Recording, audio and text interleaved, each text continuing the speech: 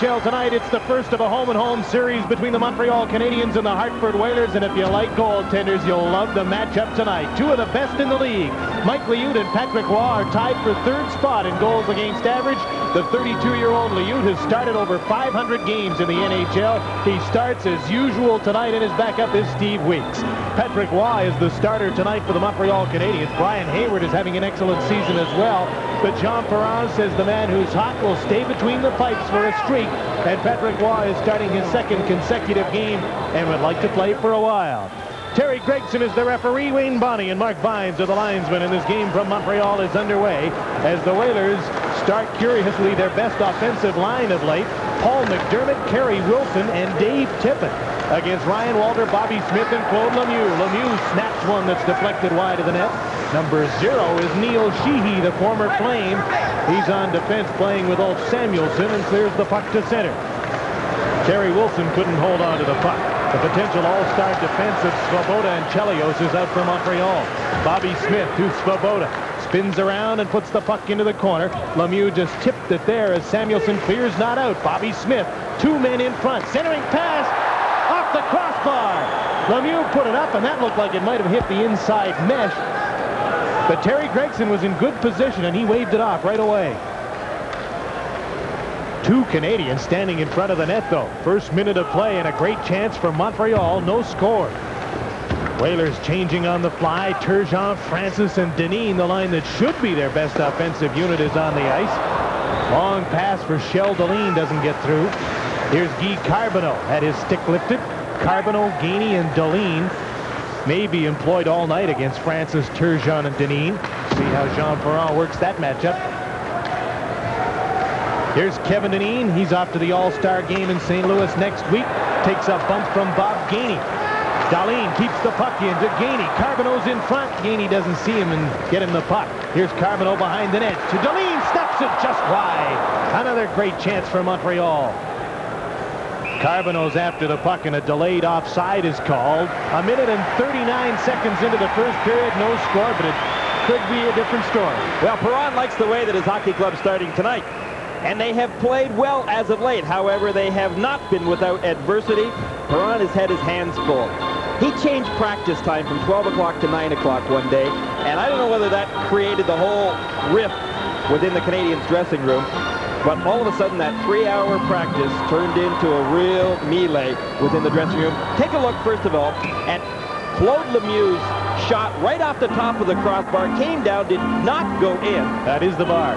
That was a close one, but boy, the Montreal Canadiens have had lots of action, and it's been off the ice. Larry Robinson, with his yearly criticism of his coach,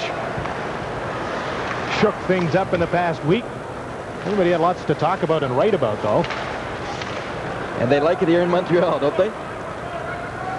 Lots of hockey news in the papers every single day here. Mike Lawler on defense with Rick Green in his back to get the puck. The Canadiens have been using 5 defensemen. Tonight they dress 6.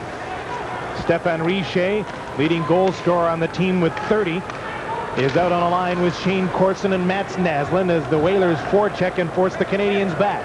Now here's Lawler up the middle. Number 38 dumps the puck in. Corson's in after Randy Ladouceur, number 29. Here's tripped up. Here's Naslund at center. He and Bobby Smith lead the team in scoring. Ladouceur off the boards. Torrey Robertson's after the puck. He's out with Ferrero and Anderson. Svoboda turns around, is pushed to the boards by Robertson, but made the play. Richer lost the puck to Anderson, who could do nothing with it, but he pushed it in over the blue line, and the play is offside. Well, Jim, you mentioned Larry Robinson's yearly spout off with the coach. In Perron's first year, Robinson questioned whether or not he was ready for the job. That is, Perron. They went on and won the Stanley Cup. Then last year, in the early part of the season, Robinson questioned him once again. And this year, once again, Larry Robinson has been the man behind the controversy in regards to Jean Perron. He questioned whether the team had any respect for him. Yeah, exactly. I think at times Robinson might do it just to get the hockey club going. And I know, Roger, you and I can have some beefs about that one, but I think adversity's good. Here's Skrudland all alone in front. Liut makes a great save on Brian Skrudland, who had time to eat a sandwich before he took the shot. Well, I think John Kordick was down on the ice making that sandwich Scrudlin, pretty upset at himself. He was shaking his head, but you're not going to get too many of those opportunities against Mike Liu. Watch Cordy right here. Pretty good hit on John Anderson, and that's kind of what got things going here. Scrudlin, what? He's in good position. He's got plenty of time. He lets that shot go, but Mike Liu was in pretty good position as well. He's a big man that covers a lot of room between the pipes. Played that angle very well. Made a nice save. But the Canadians have had all the early chances here. 3 very good ones. 1 crossbar. And Liut's made 1 great save. Here's Dave Tippett for the Whalers over the line. McDermott gets the puck. His centering pass is swept away by Chelios. Then he lost it. McDermott in front for Tippett. A second chance, and Waugh makes a save looking behind him as McDermott, who had 7 goals last week, an unlikely sniper, got a good chance. McDermott only had 7 goals all last year. This year he has more than doubled his output with 15 already. McDermott not exactly the guy that Jack Tex Evans would have expected to be scoring as many goals as he had this year. There's the shot, and Waugh kind of takes a look around to make sure that he's got some help, but count them. There are 3 Montreal Canadiens, the 4th entering the screen in front of Waugh, and that is no surprise to Waugh. Paul McDermott is 24 years old, was drafted out of Windsor in the OHL, and he's become a prolific goal scorer of late to the point where he's only 1 behind Sylvain Turgeon. Well, may say more about Turgeon. Yeah, exactly. And it's a good thing that he is scoring as of late, because not too many of the other Whalers are. Fewest goals scored in the league. Hartford Whalers average only 3 a game, only 156 goals in 51 games. There's an icing call against Montreal. You know, this hockey club that Jack Evans coaches has had its ups and downs all year long. They got started off on the wrong foot. Of course, they had some injuries. They lost 5 games in a row. Then they came back, kind of built themselves up to 500. Then they go on a losing streak again. It has been that way all year long for the Hartford Whalers. Well, I think last year they got what they got, 93 points on banner years out of guys. Liut was absolutely outstanding. I think this year they forgot that it was hard work that got them there, and looks like they all had an easy summer and coming thinking they were going to be real Stanley Cup contenders, and the league is just too even now, and a team like Hartford has to be going out every second. That was Roger Nielsen, who's here with Gary Green. I'm Jim Houston on the NHL Tonight as Ray Ferrero's shot is stopped by Patrick Waugh, and Claude Lemieux clears the puck by Neil Sheehy and out to center ice. Dumped right back in. Here's Larry Robinson, number 19. Just gets his pass through. Couldn't get it out, though. He got the pass up onto the wing to Lemieux. Samuelson keeps the puck in momentarily, and a pass for Lemieux was too far. Here's a race for the puck. Lemieux and Sheehy. And Sheehy did a nice job of keeping Lemieux off the puck so a teammate could touch it and icing could be called.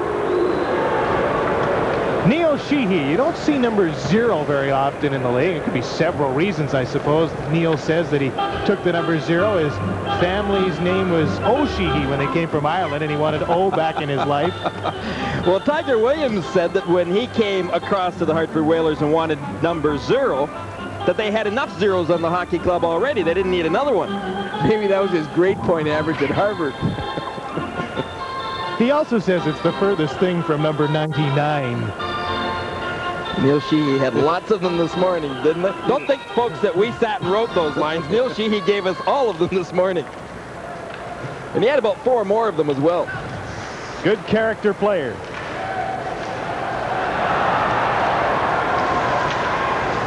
Here's Shell Darlene for Guy Carbonneau into the middle for Chelios, and Turgeon tipped the puck. Sylvain Turgeon on with Deneen and Francis. You guys in the hockey pools know only too well that Sly Turgeon hasn't scored a goal in January since December. It's now February. Hasn't scored a goal in 15 games. Well, he may have a lot of shots, but that's about it. If he's going to break out, you figure to be in this ring. He has more points against the Canadiens than any other team. Turgeon over the blue line, pokes the puck to the end boards. That's an offside call. We played 5 minutes and 5 seconds of the Forum in Montreal. No score in this game. Well, here's Chris Nyland's replacement on that line with Bob Gainey and Guy Carbonneau.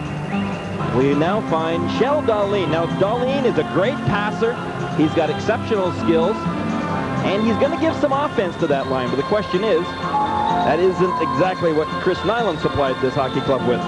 Jean Perron says that the problem with Nyland was Nyland's problem, in a sense, in that he was taken off the line with Carbonneau and Gainey and put on a line with Screwlin and McPhee and felt it was a demotion and had trouble accepting it. Well, you know, I have no idea, but I wouldn't be surprised if maybe Carbonneau complained a little bit about that. There's a shot stopped by Patrick Waugh off the stick of Lindsey Carson, a former Philadelphia Flyer. Here's a 3-on-2 for the Canadians. After the puck is Richer, steered aside by Ladouceur. Sylvain Cote couldn't get the puck. Naslin has it. Corson working in front. A tip just wide. Richer with Corson still in front of the goal. Corson turns and his shot is blocked by Cote. Outside the line is Mike Lawler with the puck to Rick Green.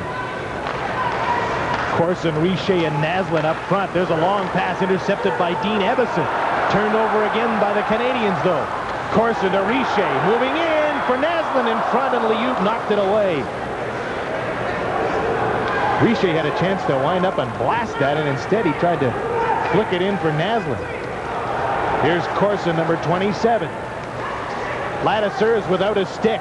Cote takes the man away from the net, but Naslin couldn't get the puck, and he would have been in the open had he got it. That's a great offensive line for Canadians. You know, that's a scary line when they come out, particularly in the forum. An icing call against Hartford, and they needed that with the defenseman out there without a stick, and they get caught running around a bit. Well, they're a good offensive line, provided that Shane Corson is playing up to his abilities. He got benched once last week in the Washington game, and he came back with a very strong game against the New York Islanders. Corson had a great playoffs last year, but this year he has been questionable at times.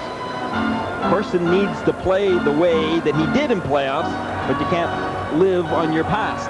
But he's a tough kid, too. I mean, he can fight, he can hit, he can do everything. And if they get him going, and I'm sure Perron will, one way or the other, it's going to be a great line. When he was drafted in '84, Serge Savard said he's a Bob Gainey that can score goals.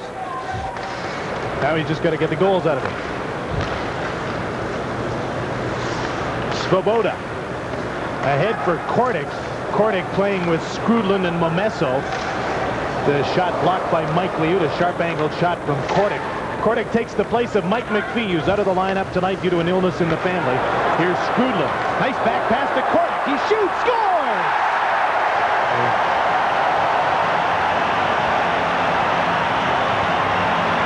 Not exactly the guy that you would expect to finally break Mike Liut. Brilliant play so far in this game. John Kordic with his first goal of the season. A nice little backhand pass there by Scrudlin, and Kordic really teed it up, let it go. A happy man, John Kordic. A nice backhand pass to Scrudlin, and here comes the shot. First of all, I thought that possibly Samuelson deflected it, but he didn't. It was straight in. Short side on Mike Liut. A great round of applause for John Kordic's first of the season. Wonder if they'll start to like him as much as they love Chris Nyland here. Chelios and Scrudlin draw assists on the goal by Kordic at 6:44. I've never seen him shoot the puck very much, but that was a pretty good shot. It was an excellent shot, but Scrudlin's backhand pass to a guy like Kordic wasn't exactly out of John Perron's playbook. John Kordic's last goal was in April of 1987. It's been a long time between goals. Bob Gainey to Chelios. His blast is way wide of the net. 1-0 lead for the Canadians in the NHL tonight as the Whalers move in. Here's Kevin Dineen. Feeds it in front, intended for Francis. He was hooked by Walter, and the puck goes right into Waugh. Kordic from Scrudlin and Chelios at 6:44. The Canadians lead by 1 on this Molson hockey telecast. First came Gillette's legendary Track 2 Twin Blade. Now there's Track 2 Plus. Advanced lubricants in a unique Luber Smooth strip are released to deliver Track 2's smoothest, most comfortable shave ever. New Track 2 Plus from Gillette, the essence of shaving. John McEnroe, Jimmy Connors, two of the greatest names in tennis battle live at the Proctor Silex Tennis Classic. There it is, Saturday, February 6th at 8:30 Eastern, and only on TSN. These teams are 6-4 in their last 10 games. Whalers on the 4th game of a 4-game road trip. They went 0 for Alberta. That's no sin these days, and 1 in Vancouver in the early part of the road trip. Canadians just back from a 4-game trip. They lost only 1. That was in Washington Friday night. Here's Bobby Smith after the puck. Lemieux's in front. The pass was blocked by Joel Quenneville, number 3 on the defense, as the Canadians raced out 2-on-1. Well, Quenneville's a steady defenseman, and as he has gotten older, Joel Quenneville has matured into a pretty good defensive-minded defenseman. Now, we look at Hartford, and you know that with their lineup, they have made some improvements defensively, and in the last couple of weeks, they have been good defensively. However, if they get 4 goals scored against them, they know they're in problems because they can't win a game. But they've been pretty good defensively all year long. That's one thing that Cat Francis was saying today, that even though their offense has sputtered, at least they've maintained good defensive play. And I think they're 4th overall in defense right now. Well, I think Mike Liut has an awful lot to do with that, too. There's a shot. They score. Lemieux. 2-0 Montreal.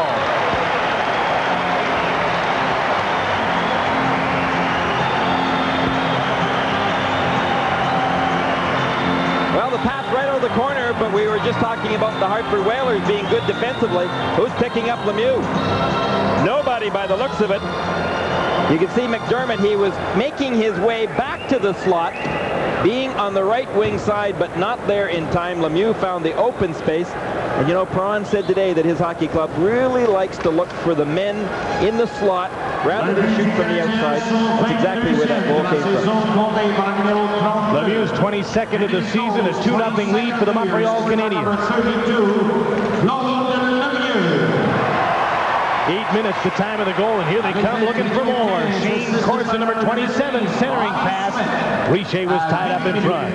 8 minutes. Bobby Smith draws the only assist on the goal by Lemieux at 8 minutes. Here's Chris Chelios to Shane Corson up front with Naslin and Richer. The pass gets through to Richer, breaking for the goal, scores!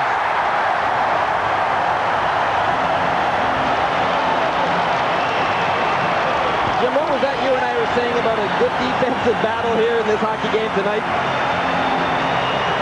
Well, it started out that way anyway, folks, but at the same time, the Montreal Canadiens have been applying pressure right from the early going. Mike Liut was great.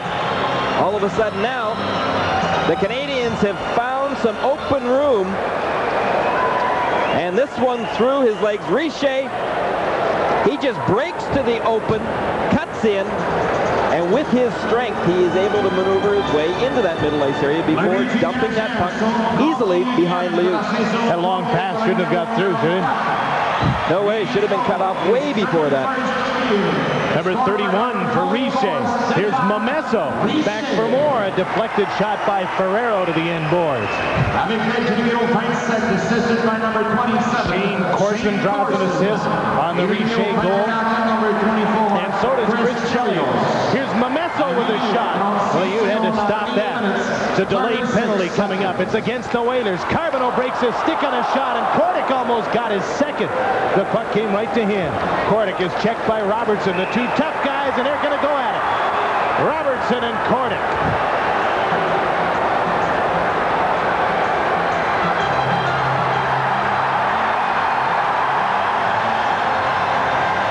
Well, they usually give the fight to the guy that doesn't go down. Robertson goes down first, so you give it to Kordic.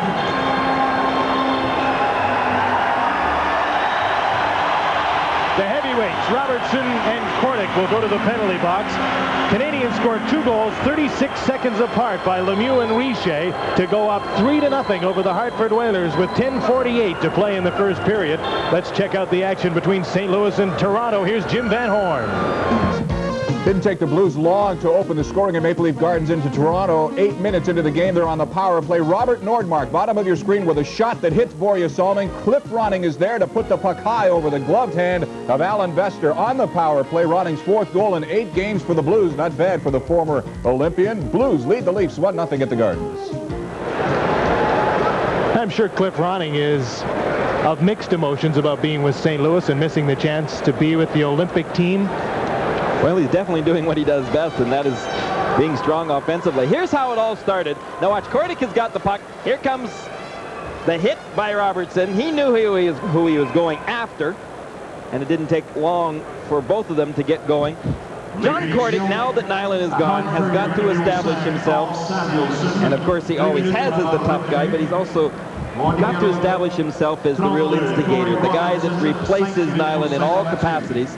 And obviously, Serge Savard and Jean Perron felt that he could do exactly that.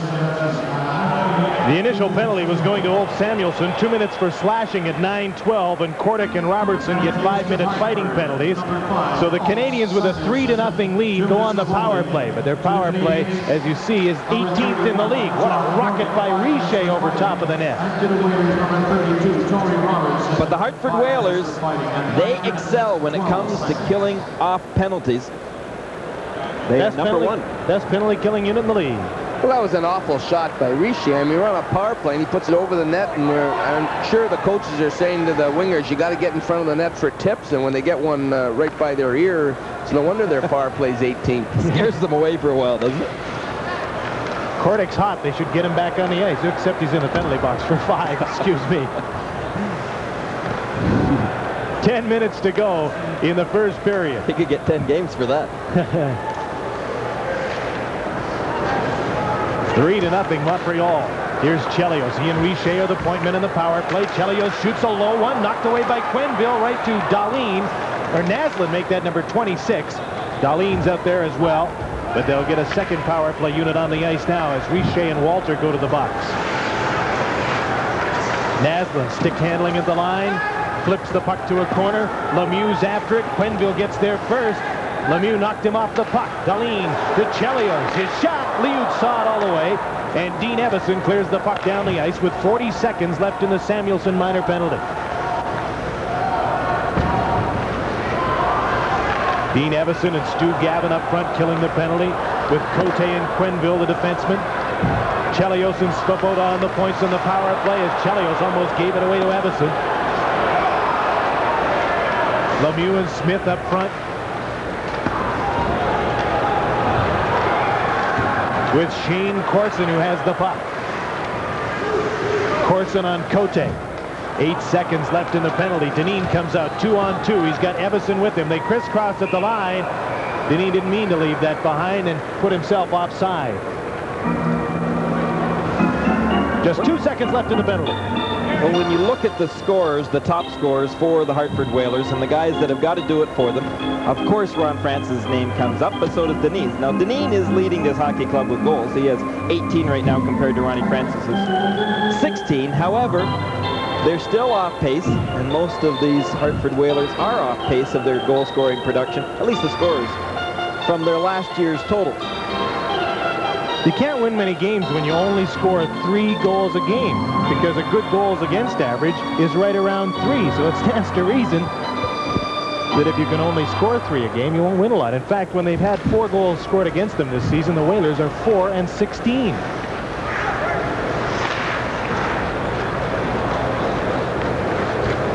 Here's Neil Sheehy back after the puck. The penalty is over, and that draws an icing call against the Montreal Canadiens.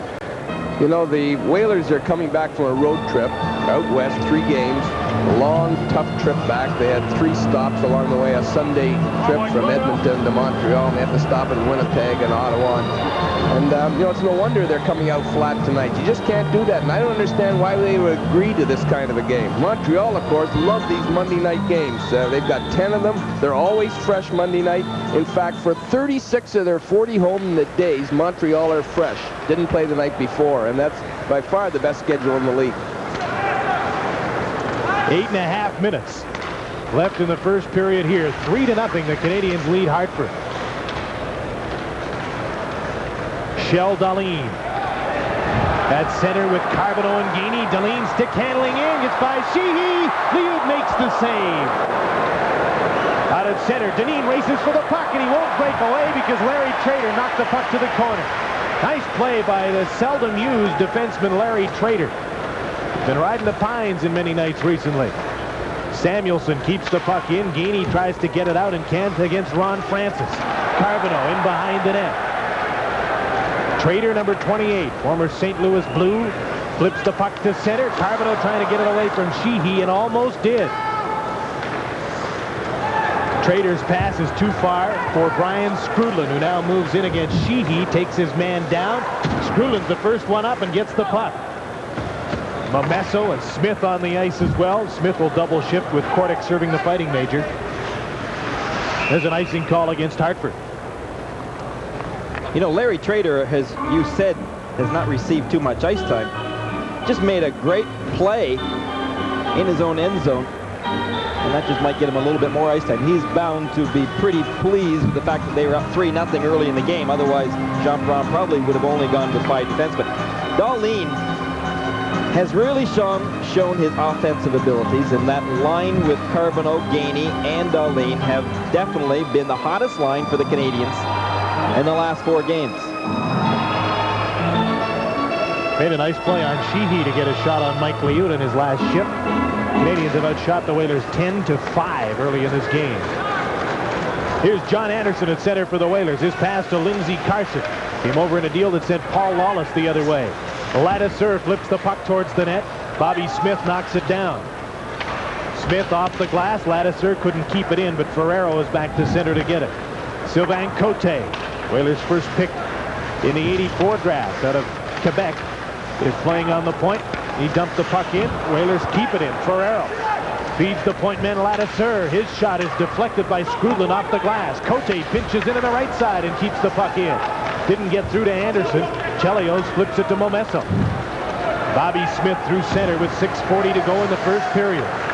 Smith back pass to Skrudlin. He dumps the puck to the end boards, and the Canadians will change on the fly as Momesso pushes Ladouceur, and there's a penalty coming up against the Canadians, probably against Momesso.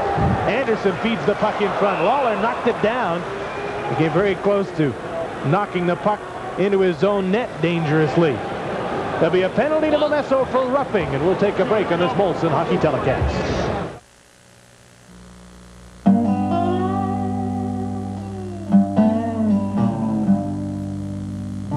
Coors, one easy-going beer. Easy opening. Brewed so easy, it's easy tasting. Easy drinking. Coors beer. Some folks even call it cold gold.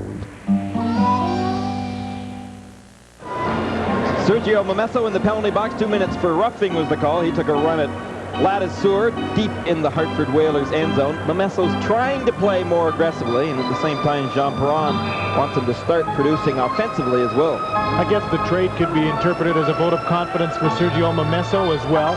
Nyland moves out. He gets more ice time on the right wing. Momesso's name had been mentioned quite a bit around the trade talks as well. Whalers on the power play. They've struggled with a power play as well. As Bob Gainey dumps the puck down the ice. Hartford's power play ranks 16th in the league. Turgeon, Anderson, and Francis lead it with 9 power play goals each. Deneen up front with Francis and Turgeon. Babbage and Samuelson, the point man. Rick Green back in his own zone. Lost the puck. Deneen behind the goal to the point.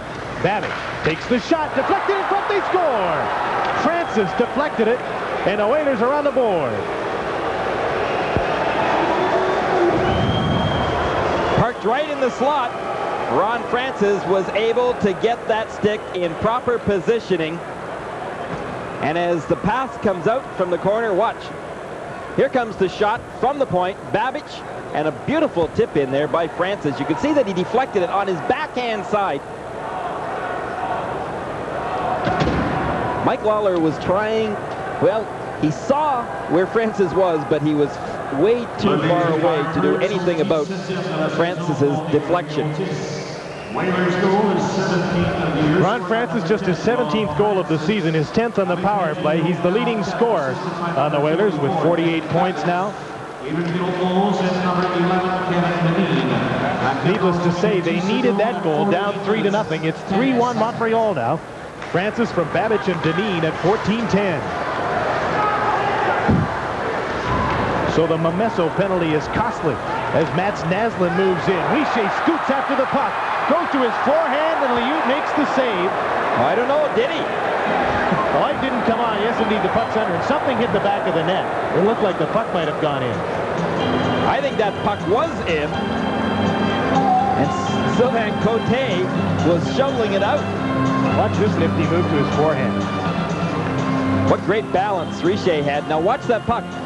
I think when Liut went back, and you could see right there that Richer was pointing, he had perfect vision as to where that puck was, and he was pointing to the puck that was over the goal line. He's a little biased, Greener. Wow. Exactly, but I mean, you could see that he was looking at the puck and pointing to where it was. Of course he's biased, Roger. I think it bounced off the post. Didn't go near the post. He was sitting right on the line under his arm. What was Cote shoveling out afterwards? Making sure. Jeez. Put your glasses back on, Raj. Come on. 5:15 to play in the first period. Here's Stu Gavin. His pass to Samuelson. One timed it wide of the net. Didn't get much on that one. From the point, Sheehy's shot is blocked before it got through to the goal.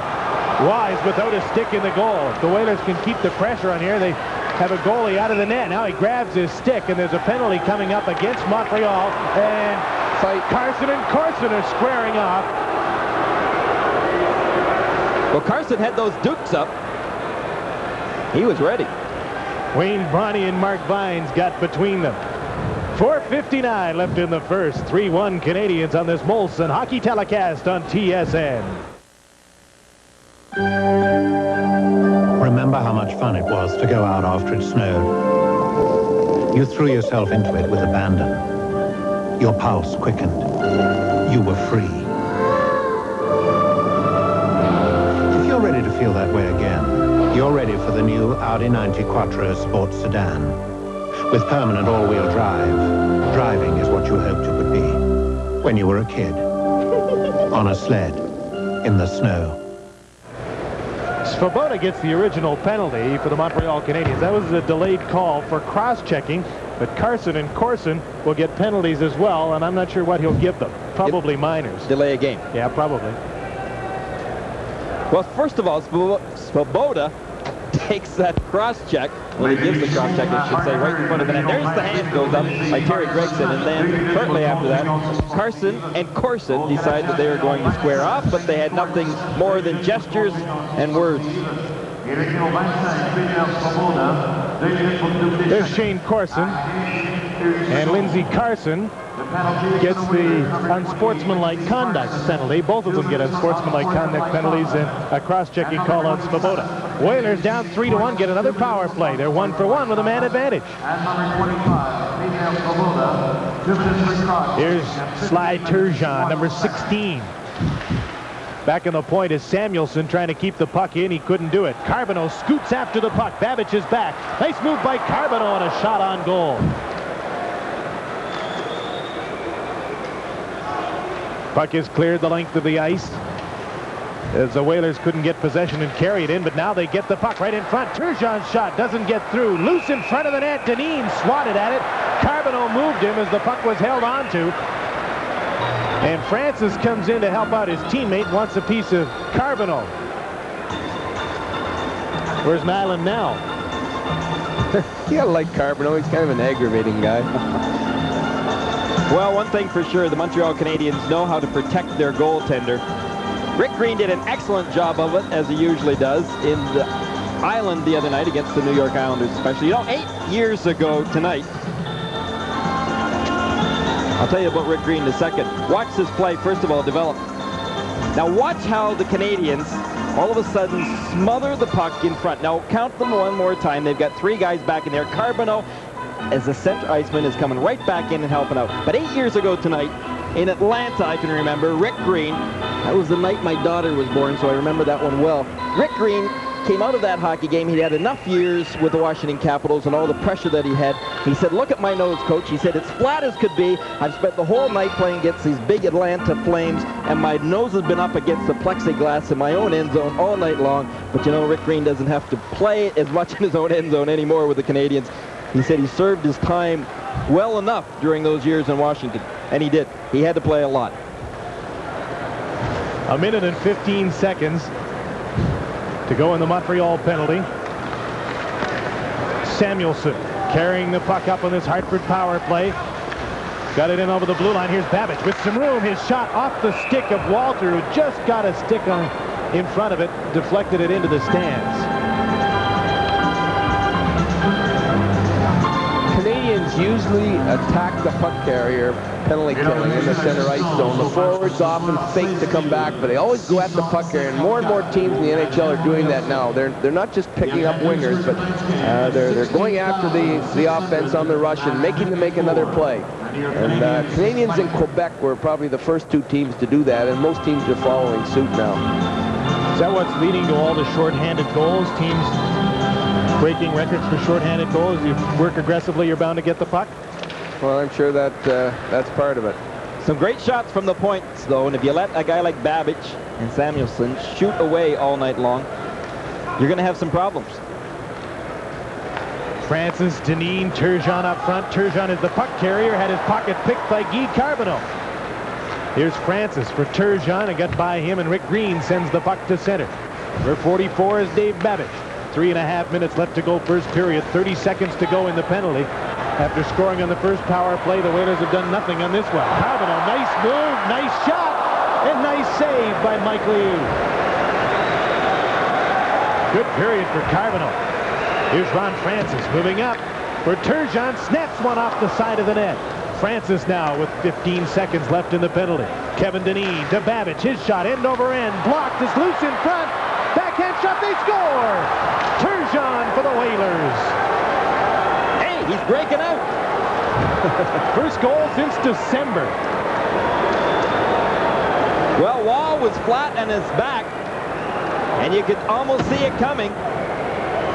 Turgeon watches the puck. Now, Waugh gives up the rebound. Rick Green skated over it. Now, all of a sudden, that third man isn't in soon enough to help out. Turgeon just picks up the puck. With Waugh defenseless, he just slides it in, made it look pretty easily. You could see Skrudland, who at that point in time should have backed into the slot. He saw they were outnumbered, but he hesitated, just waited too long.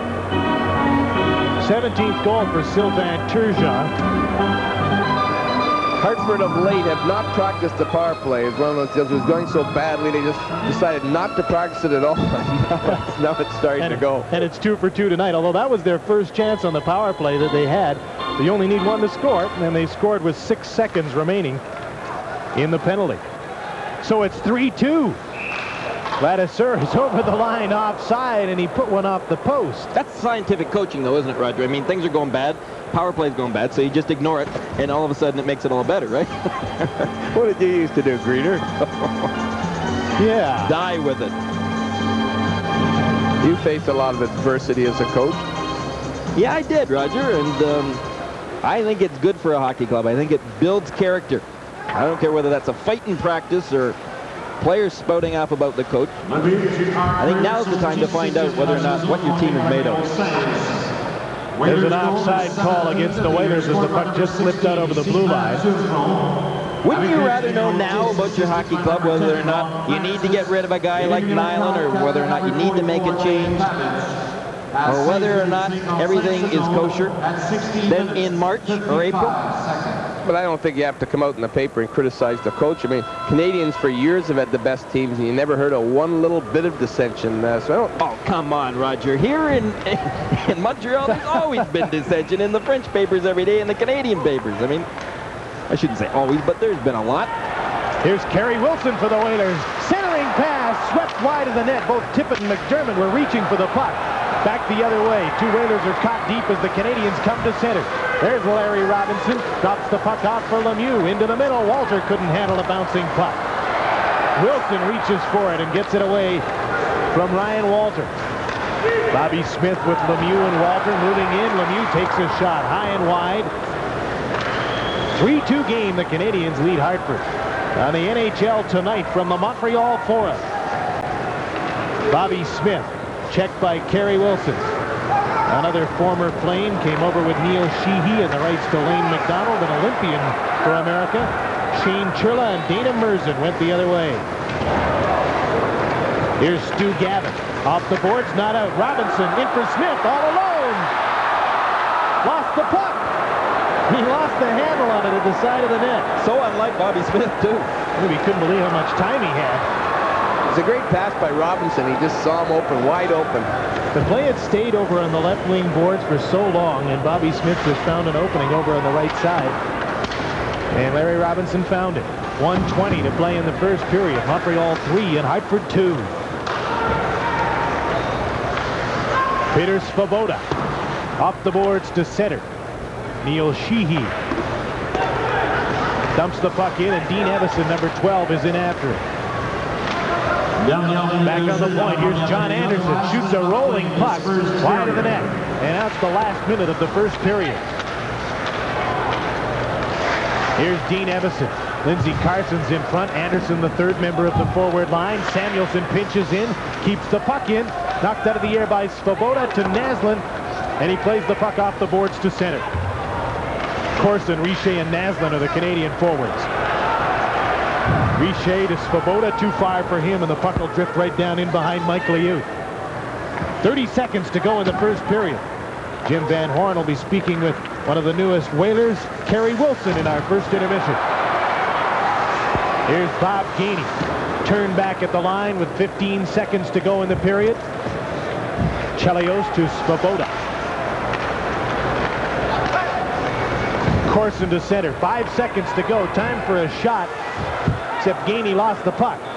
Ferrero ahead for Anderson. It'll drift into the Montreal zone, but a couple of power play goals changed this game right around, and the Whalers are within one after one. Hey, the Canadians had this game, or this period, all locked up until all of a sudden some costly penalties gave Hartford the opportunity to get right back in the hockey game. We'll check in with Paul Romanuk, who's watching the Toronto-St. Louis game, and hear from Kerry Wilson, who will be along with Jim Van Horn in our first intermission when we continue on this Molson Hockey Telecast.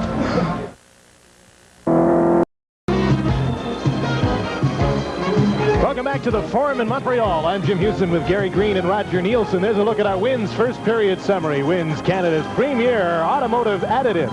John Cordick gets his first goal in almost a year, his first of this season. To start Montreal off, they took a 3-0 lead. Skrudland and Chelios assisted on that. Smith set up Lemieux. Then Corson and Chelios set up Richer just 36 seconds later, and it looked like the rut was on. But Francis and Turgeon scored on the power play. Babbage has a pair of assists. Francis is 1-1. Deneen also had an assist on the first Francis goal.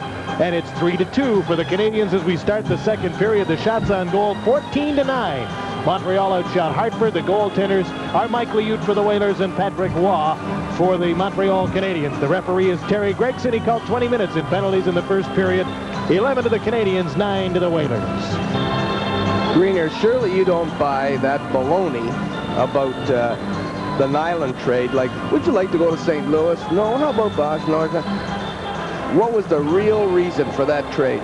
I think he had to trade Nyland because, first of all, he was upset that he wasn't playing with Carbonneau and Gainey any longer, and he didn't like the demotion playing with Skrudland all of a sudden in McPhee, and I don't think that's a demotion.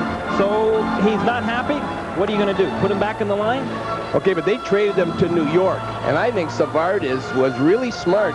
He just doesn't want Quebec to get too high a choice for Bergeron. I think it was a classy move, too, though. Well, perhaps, but I think it was for smartness, and I think even Sam Pollock had a little grin on his face on that one. He wants to move the Rangers into the playoffs and knock that Quebec pick down a bit. Is that what you're saying? Exactly right. I think Sam did that to get Lafleur years ago. There's some pushing and shoving in the early seconds of period number 2. It was Samuelson that was initiating that. And you know, the Whalers catching their wind all of a sudden, getting their legs, getting right back in this hockey game. Maybe a much more aggressive hockey team than the early going of this second period. Shane Corson, Jean Perron was extremely pleased with the way he bounced back after the benching on Friday night in Washington. He scored a goal, had an assist on Saturday night on Long Island. I guess the message got through. Well, he's a talented hockey player, and sometimes you need to give players wake-up calls, and Perron felt that it was justified in sitting out Corson. And boy, when he comes back with a game like he played against the Islanders, then you kind of pat yourself on the back as the coach and say, nice job, that was what it needed. Peter Svoboda ahead to Corson. Couldn't get a hold of it to clear it. Puck is shot into the corner by the Whalers, and Richey's over after it against Neil Sheehy. The Whaler defense is pinching a lot tonight, moving in, trying to keep that puck in. They did a lot in the first period. There's a penalty coming up as Naslund looked like he was hacked down by Dean Evison, and the penalty will be against the Whalers center, Evison, as the goaltender is out for the extra attacker for Montreal on the delayed penalty. Corson races after the puck. Sheehy just wants to touch it and get the whistle. Gavin does. And a high sticking call is being called against Dean Evison. So the Canadians, with a 3-2 lead, will go to the power play. Let's check in on the Blues and the Maple Leafs from Maple Leaf Gardens. Jim Van Horn, what's up? Well, boys, the Blues started the second period on the power play against the Maple Leafs, and it didn't take long for them to score. Puck comes back to the point to Rob Ramage. He lets a bullet go that is blocked by Alan Vester, but in the scramble, Mark Hunter is there for the rebound. He knocks it in for his 20th goal of the season, and quickly, early second period play, St. Louis leading Toronto 3-2 at the Gardens.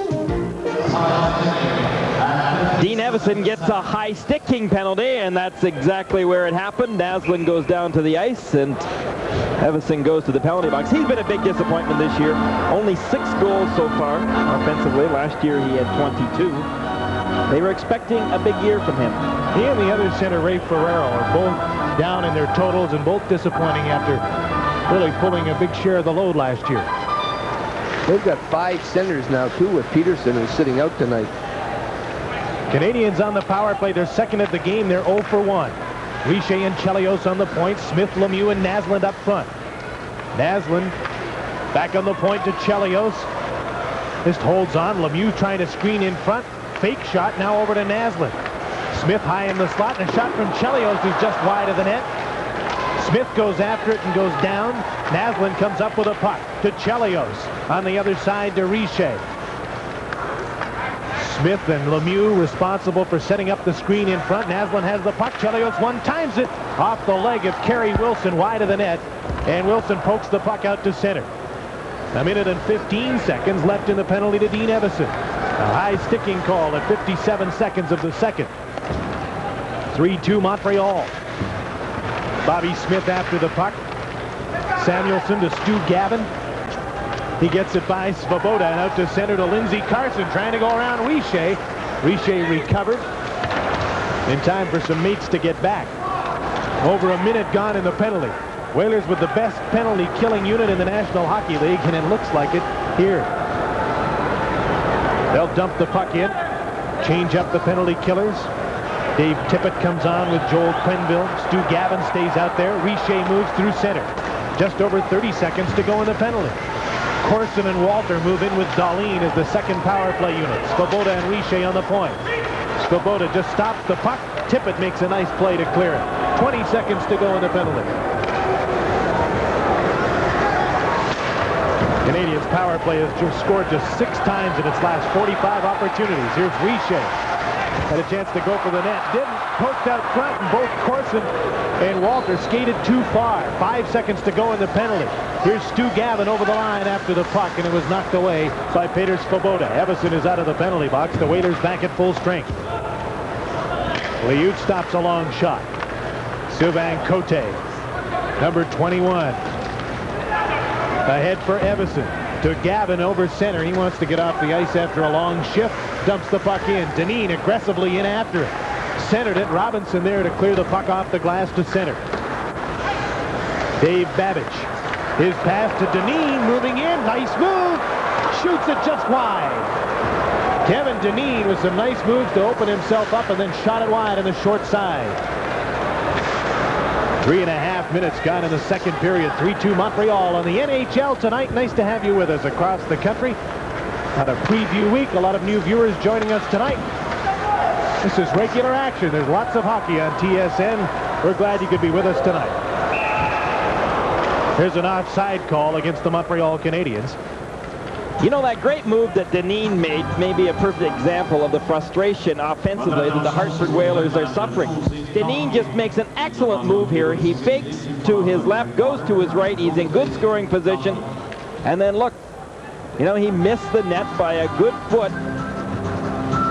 I just think that the Hartford Whalers have got the guys on their hockey club to be putting the puck in the net on a regular basis, and they are just frustrated that they can't put it in. They got to be hoping that the goal in the first period by Turgeon sets him off on a streak. He's a guy with 190 shots on goal and just 17 goals. A shooting percentage of 8.5%. That's what Evan said. They've got the shots, and they're getting the shots. They're just not going in. Nice pass to Momesso from Skrudlin, and he fires one in over the net. Skrudlin, Kordic, and Momesso on the ice. Chelios after the puck, shoots it with his wrong hand and scores! He's left-handed! Yeah, he did it! Unbelievable!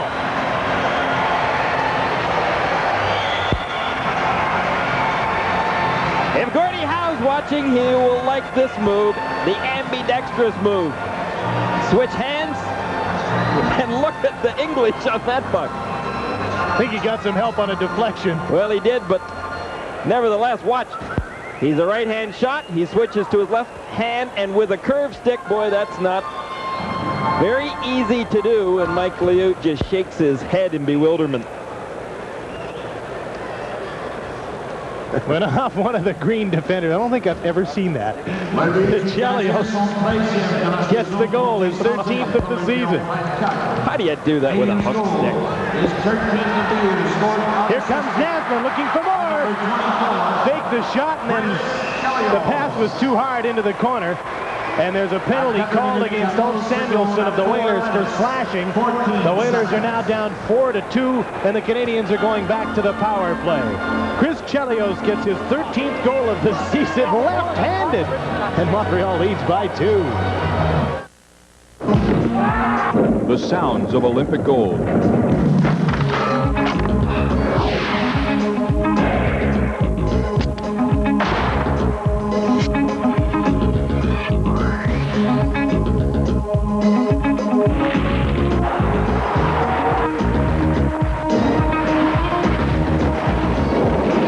TSN is proud to present daily coverage of the 1988 Winter Olympics, starting February 13th.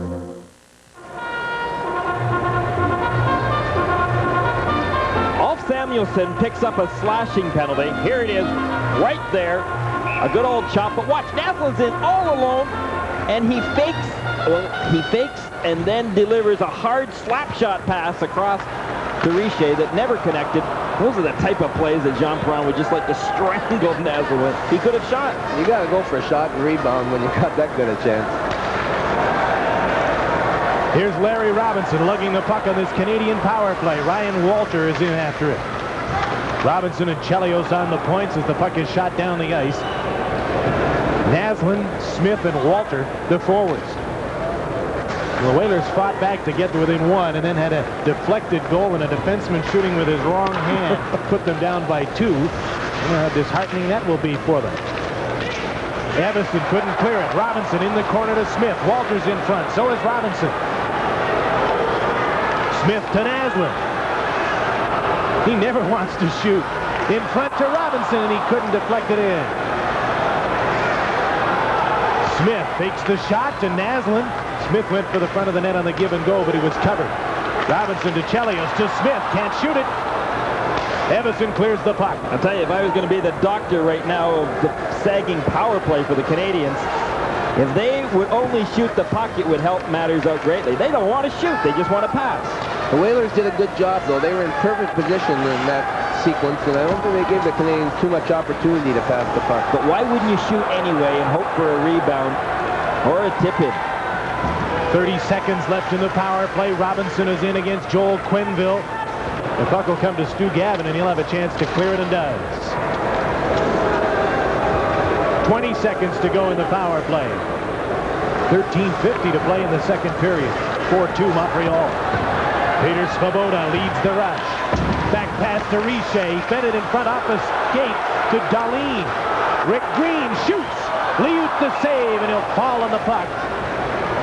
With 3 seconds to go in a penalty. There's your shot. That's right. Rick Green shot from the point. Well, Liut was able to smother it. Not much of a rebound or a tip-in from this, but nevertheless, at least Green took a shot. That's more than the Canadians have been able to muster up so far on this power play. There's no use having a guy in front and a guy like Richer parked to the side unless you're going to shoot that puck. Lemieux, that's his job in front, is to create havoc and to create a screen on Liu. But you can't shoot if there's a blocker right in front of you, Greener. Well, if you keep that shot low, it may well go in off of one of the Hartford Whalers defenseman legs. Yeah, but if it hits the guy coming out, it's a breakaway. Penalty's almost over. In fact, it is. Samuelson's back on the ice. Montreal's power play 0 for 3 tonight, but they're still out in front, 4-2. How'd you and I ever coach together anyway and get along for a year? We didn't. That's why you went to the Leafs, Reggie. Did have arguments back at the bench? No, he never let me be on the bench. Here's Ron Francis carrying the puck in for Hartford. Tries to feed Turgeon. The pass is too far. Centered by Turgeon and knocked away by Patrick Roy. Whalers keep the puck in. Francis to the inboards. Lawler can't clear it against Turgeon. To Dineen in front. Blocked by Patrick Roy. Another shot goes off the side of the net. Great chances for the Whalers. Turgeon set up Dineen for the best one. Patrick Roy hasn't been that busy tonight, but he was ready for that. The shots are 17-11 in favor of Montreal. Dineen's played pretty well, and he's worked hard out there. Just hasn't had too much luck. He works hard just about every night he plays. A trademark of Kevin Dineen. Here's Shell Dahlin. Lost the puck. John Anderson, number 20, out with Torrey Robertson and Ray Ferrero as the forwards. They get the puck over the blue line. Chelios. Pass for Kordic went off the linesman's skate. Kordic couldn't hold on, and Ferrero turns it around. Ray Ferrero dumps the puck in. Robertson and Chelios bump. Robertson gets to the puck first. Chelios pins him to the board.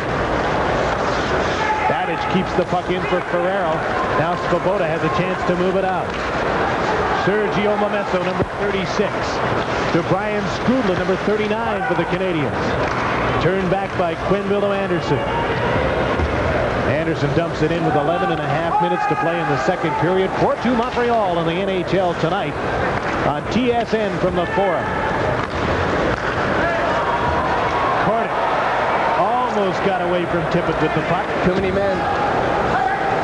Canadians have got 6 guys out there. No question about it. Haven't been Nobody knows. Now Wayne Bonney catches him. I saw him pointing and counting. And he finally blows the whistle.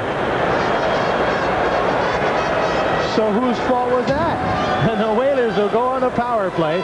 We'll check in with the Blues and the Maple Leafs. Here's Jim Van Horn. This is the classic way to win a face-off for the St. Louis Blues in the Toronto zone. 7 minutes into the period. Tony Herkus gets the puck to Gilmore. His shot is stopped, but a big rebound goes to Todd Ewan. He scores to make it a 4-2 ball game at 7:05 of the second period of play. The Blues are not yet finished. Few seconds later, only 28 seconds as a matter of fact, Doug Gilmore is set up by Tim Bothwell. He makes the score 5-2. The Blues well in command of this hockey game so far tonight at the Gardens in Toronto. 8 minutes, 42 seconds. So the two coaches in the broadcast booth are pretty quiet when there's a too many men on the ice penalty. They don't want to blame anybody. Count them all. 1, 2, 3, 4, 5, 6. Of course, 6 white sweaters out there. And boy, Roger, they were out there for quite a little while. That was a sneak play. They were out there for about 15 seconds and nobody saw it. Well, we saw it. You saw it. We got a pretty good perch up here. Somebody went too soon. 2 guys went for 1. You can scream all you want when you're on the bench in that situation, but all you do is alert the referee and the linesman to your problem. 8:42, the time of the penalty. They usually don't get away with it for as long as the Canadians did in that sequence. Hartford's power play is 2 for 2. They stopped the play. This brings up this point. Many people in hockey say that these are the toughest benches to change on in the National Hockey League because there's not much room. You can't get in and out of the gates. You have to go over the boards.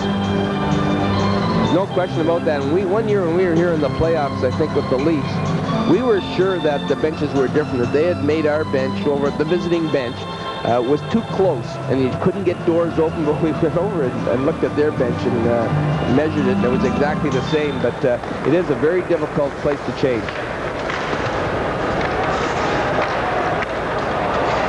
Whalers power play going to work. Francis in for Dineen. Turgeon over on the far side is open. Samuelson to Turgeon. One times it. Patrick Waugh got his blocker out and got a piece of it. Deneen against Chelios. Babbage from the point. Fed it in front. And Svoboda sends it down the ice. Tell you what the worst break used to be was the old Calgary Corral. The benches were so high up that you were afraid for players to jump over because they might break their ankle. Dennis Marouk used to use a parachute. Changing on the go. Just a minute left in the penalty to Montreal, being served by Larry Trader. Ryan Skrudlin clears the puck for the Canadiens. Their penalty killing's been very good this year, 5th in the league. Guy Carbonneau leads the team with 3 shorthanded goals. At center ice, here's Kerry Wilson. Stopped by Chelios. Now he'll go in the other side. McDermott feeds for Anderson, and Skrudlin saved the day with 30 seconds left in the penalty. 4-2 Montreal. Here's Shane Corson. Can't quite get a handle on it as he reached ahead. Babbage takes him out, so does McDermott. Corson likes this just fine as the seconds tick away in the penalty. 10 seconds to go. It should be the last rush for the Whalers as they dump it in. Remember, they scored with just 6 seconds left in their last power play. Samuelson has the puck, takes the shot. Almost deflected in front, of a nice glove save by Patrick Waugh. A little too high, that shot. Got to get it down, but Samuelson turned out to be an excellent defenseman in the NHL. Here's the big windup, and it wasn't deflected either. Corson had his stick out there, but that shot was just labeled high. Samuelson's name comes up every single time an NHL general manager talks to Amo Francis about a possible trade. All Samuelson has turned out to be a good one. Just 23 years old. Many people think he should have been on the All-Star team this year, but there wasn't much room for defensemen. There's a couple of others in this game that could have gone as well, in Chelios and Svoboda. Well, poor Mike Keenan. Every team thinks that he snubbed them, and for the next month, every team's up to beat the Flyers. You can't win in that situation, can you? That's right. Penalty is over. The Canadiens are back at full strength and trying to come out of their own zone. Rick Green off the boards, can't clear the puck. Carbonneau follows up, controls the bouncing puck. 9 minutes to go in the second period of the NHL tonight. It's the Canadiens 4 and the Whalers 2. Ryan Walter with a pass for Lemieux in the air and too hard. Bounces to the front of the net. Like a racquetball shot. You get a second chance if you miss the first one. Deneen for Turgeon in front, shoots it. It hit Patrick Waugh. I don't think Waugh saw it either. Wasn't a great shot. He had to hurry it after he knocked the rolling puck down. Lemieux coming out with Bobby Smith and Ryan Walter. Claude Lemieux has scored 1 goal in this game. Tried to feed Walter. Deneen was back. Now he tries to draw a penalty. Terry Gregson won't go for it. Bobby Smith. Lemieux is open on his off wing. Shoots it. And Mike Liud stops it. Deneen is down at center. Oh, at the blue line. He gets up looking for Bobby Smith. You see him grinding his teeth? Yeah. I think they were down about a good half an inch after he was grinding them away. He wanted Bobby Smith. 8:08 to play in the second period here. It's the Canadiens 4 and the Whalers 2 on this Molson hockey telecast from the Forum. You'll be smiling. I'm all set. You'll be laughing. That looks great. Bring back those memories that we share. Hey, you're looking good. Any way you look at it, Flax is photography. At Flax we guarantee problem-free photography. Any way you look at it, Flax is photography. Flax is photography, guaranteed.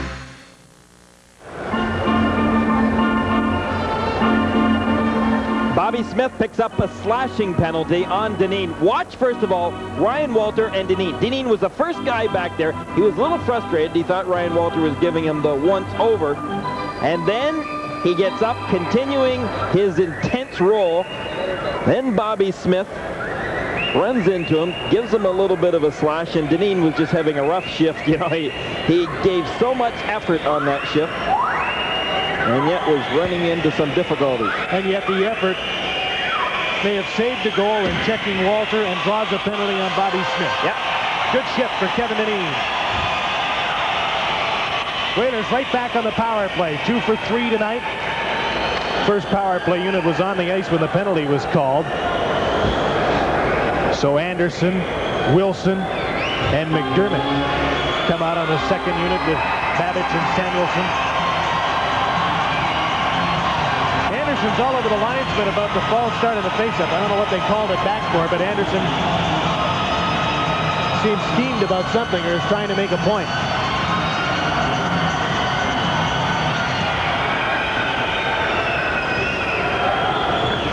Whalers with possession. Skrudlin and Corson, Svoboda and Chelios, the penalty killers.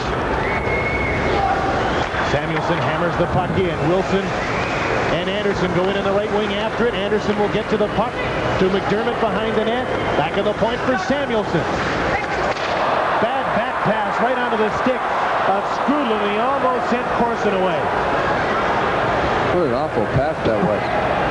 That was one of the dumber passes of the evening. But there have been a few back passes tonight. Some of them was quick. One works, Skrudlin to Kordic. One of the most unlikely ones to work. They're pretty when they work, but boy, they're ugly when they don't. Boy, but coaches usually hate them. I mean, unless you got a couple of good offensive guys that really know how to use. Curry, Gretzky, a pretty good example. They know how to use it, but not Skrudlin and Kordic. But tonight it worked, so you can't say anything. Less than a minute to go in the penalty. Bobby Smith and the Whalers go in offside. They haven't been able to establish control in the Montreal zone yet on this power play. You know, we mentioned those drop passes. The only problem with the Skrudlin-Kordic drop pass like they scored tonight is that they'll try it a few more times. And a coach like Tex Evans or Jean Perron would be happy to get a goal like that. However, they would be thinking to themselves, boy, they'll try that again, and next time we'll get burned. There's Chris Chelios, who probably should go back to a straight stick if he's going to switch and take slap shots from both sides. He was just trying to decide there which way he was going to shoot on the next shift. Yeah. Coach, you want to play right or left side this time? You got a good look at that hook in his stick, and that's a little difficult to be switching on the go. Another offside call against the Whalers with 41 seconds left in the penalty to Bobby Smith. Actually, his shot was a real change-up. I mean, it hit somebody, too. Greener, you could have stopped that one. But it hit somebody and tipped right in. The point is, he kept it in and got a shot away. That's right. It was a great play.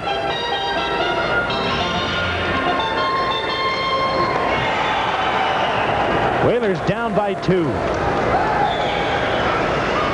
Svoboda goes back to Gainey. All alone, he takes a shot, hits the net with this one. What are you laughing about, Roger? You taught him how to score. Here's Francis for Deneen, deflected away by Chelios. Last 20 seconds of this penalty. Cote at the side of the net for Turgeon. The pass was just off his stick.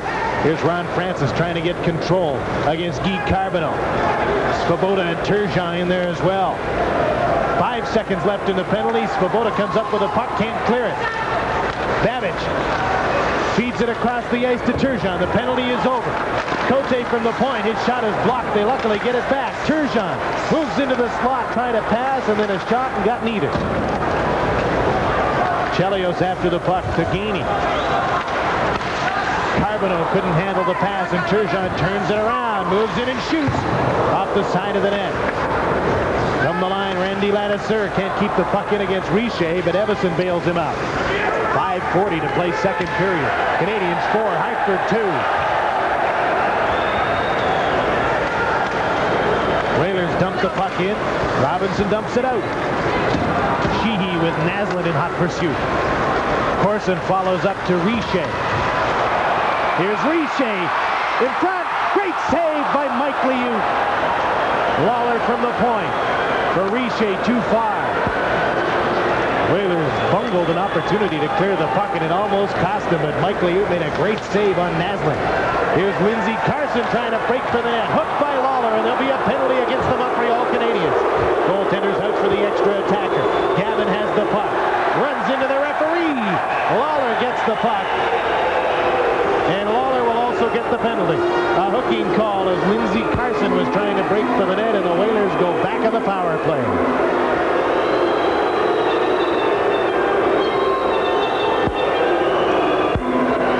Montreal 4 and Hartford 2 with 4:55 left in the second period. We'll be back in a moment on this Molson hockey telecast.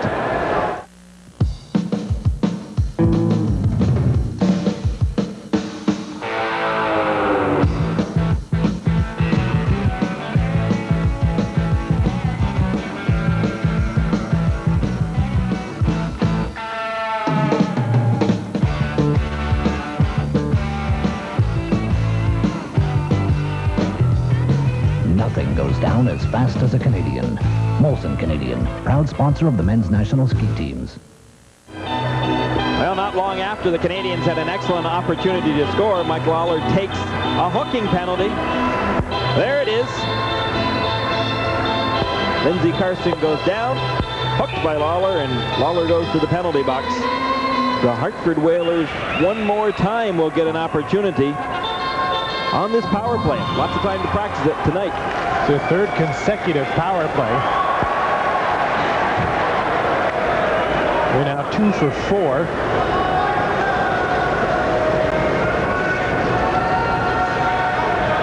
After going 2 for 2 on their first couple. Babbage to Anderson. He can't control the puck at the blue line. Shot back down the ice. Mike Liu. Great save on Mats Naslund, didn't he, on the pass from Richer? Naslund shot that time, and boy, it was labeled. Kerry Wilson with John Anderson moving in with Ray Ferraro, Samuelson and Babbage on the power play. Guy Carbonneau sends it the other way. I think Hartford maybe should start practicing the power play again. 4 minutes left in the second period. 4-2 Montreal as Babbage dumps the puck in. Law gives it right to Kevin Dineen. Ron Francis to Babbage. Takes the screen shot. Law made the save. Francis trying to get the puck back to Babbage and does. Lost control of it but keeps the play onside. Francis gets away from Gainey but not from Chelios. Kicked along the boards to Babbage. Working in front is Turgeon. Samuelson to Babbage. They won't give the point shot now. Here's Dineen. To Babbage. Shoots it. Wow, the save. And the rebound is cleared, not out. From the point. Another save. They score. McDermott on a rebound. Or make that Turgeon. On a rebound after Watt made a couple of saves.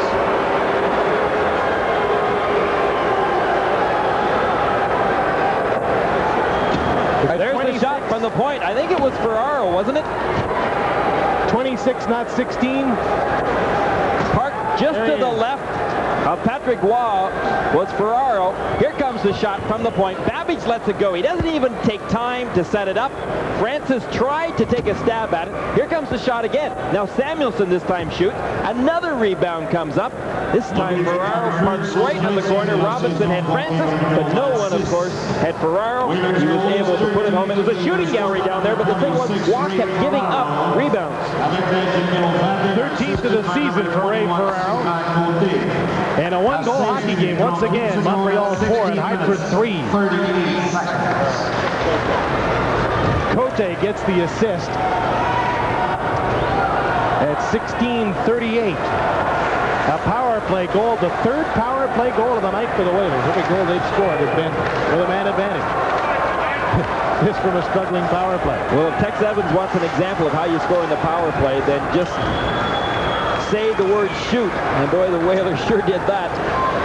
With that span of about 20 seconds, they were firing away. They used the Calgary power play, the two defensemen very close to each other. I wonder if Wilson and Shee have been taking over the power play. And that's the play they use, and it's a good one where you draw the two men out to you and then put it in front.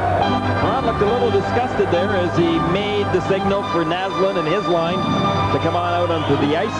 Ron has seen his team go ahead, get a little bit of a lead, and then give it up.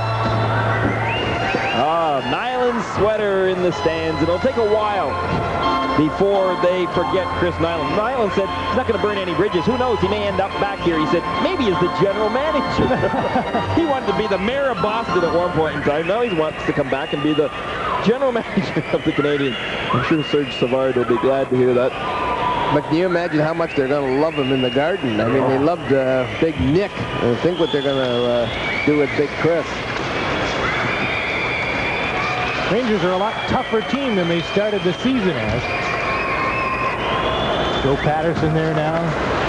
Chris Nyland. Nyland's able to spear a few guys on his own team in the dressing room if they don't put out. Here's Naslund with the Canadians leading 4-3 in the NHL tonight from Montreal in the late stages of the second period. 2 minutes and 10 seconds to go. Hartford goal on the power play. Ferrero from Cote at 16:38. Whalers dump the puck in. Tippett's after it. Checked by Svoboda behind the net. Wilson trying to stuff it in, and Patrick Waugh gets a hold of it as McDermott and Wilson created a chance. And now a gathering of the clan in the crease. I don't think anything will come of this, so we'll check in on the St. Louis Blues and the Toronto Maple Leafs. Here's Jim Van Horn. They have been gathering in the St. Louis Blues zone since they scored 3 goals. The Leafs coming back with a couple of their own. First of all, a scramble in front of Rick Walmsley. Ted Foss gets the shot just out of range. It finally goes in off a Blues defender. That makes the score 5-3.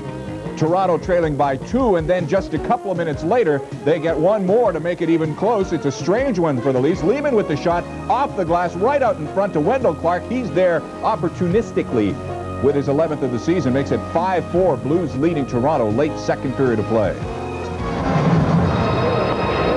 Well, the Whalers have got the momentum going for them right now. Now watch the wraparound. Now the point is that we've talked so much about the defensive effort in front of Waugh tonight, but nobody's playing very aggressively. They're standing around. The Canadians aren't doing it. Here's Guy Carbonneau coming out with Gainey and Dahlin. Rick Green at the blue line. Got the puck by Francis. Francis is out with Dineen and Turgeon. Dahlin. Drop pass for Gainey. Takes a shot. He was actually trying to feed that in front for Carbonneau. Carbonneau was covered by Sheehy.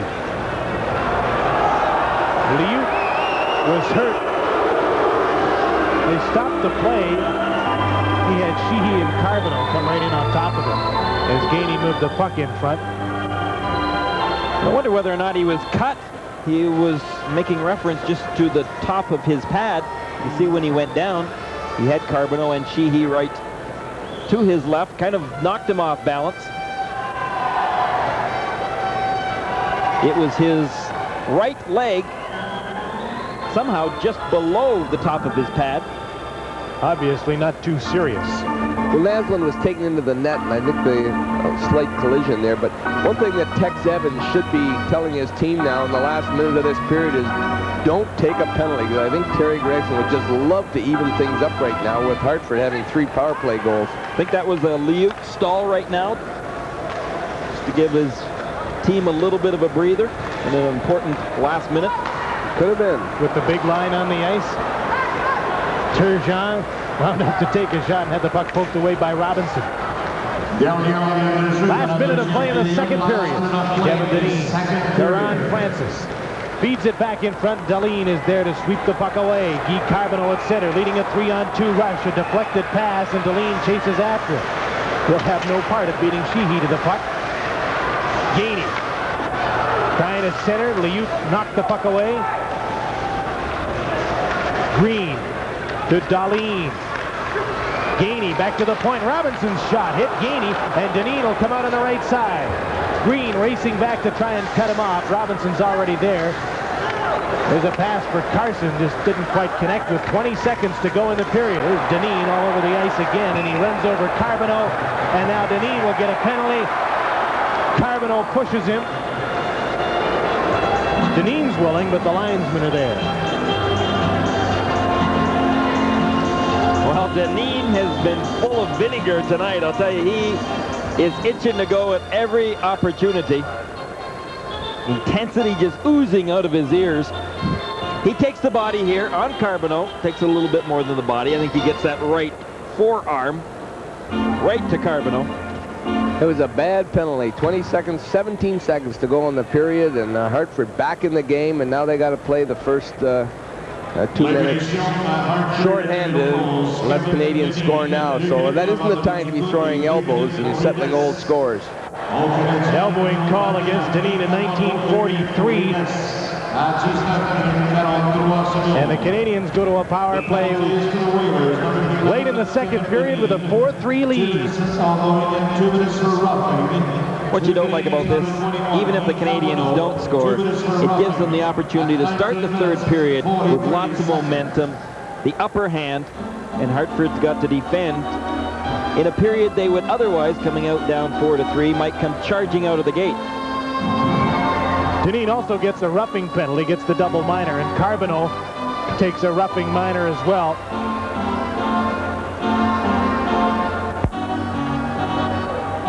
And the Whalers are one man short. Ray Ferrero over to serve the minor penalty, the extra minor against Dineen with 10 seconds to go in the period. Puck is dumped in by the Canadians. Lemieux trying to go after it. Centering pass from Bobby Smith, taken away by Samuelson. And the second period ends, and it's a one-goal game. The Canadians lead the Whalers, and the Whalers' power play has kept them in it. You know, a few weeks ago, Jean Perron was pretty upset with his hockey club because he felt they were blowing leads in a hockey game, or if not losing the game as a result of it, coming too close for his comfort. They have kind of done the same thing in the first two periods tonight. Chris Chelios and Ray Ferrero exchanged goals in the second period. The score is Montreal 4 and the Hartford Whalers 3. We'll check in on the Blues and the Leafs again in our second intermission that's coming up.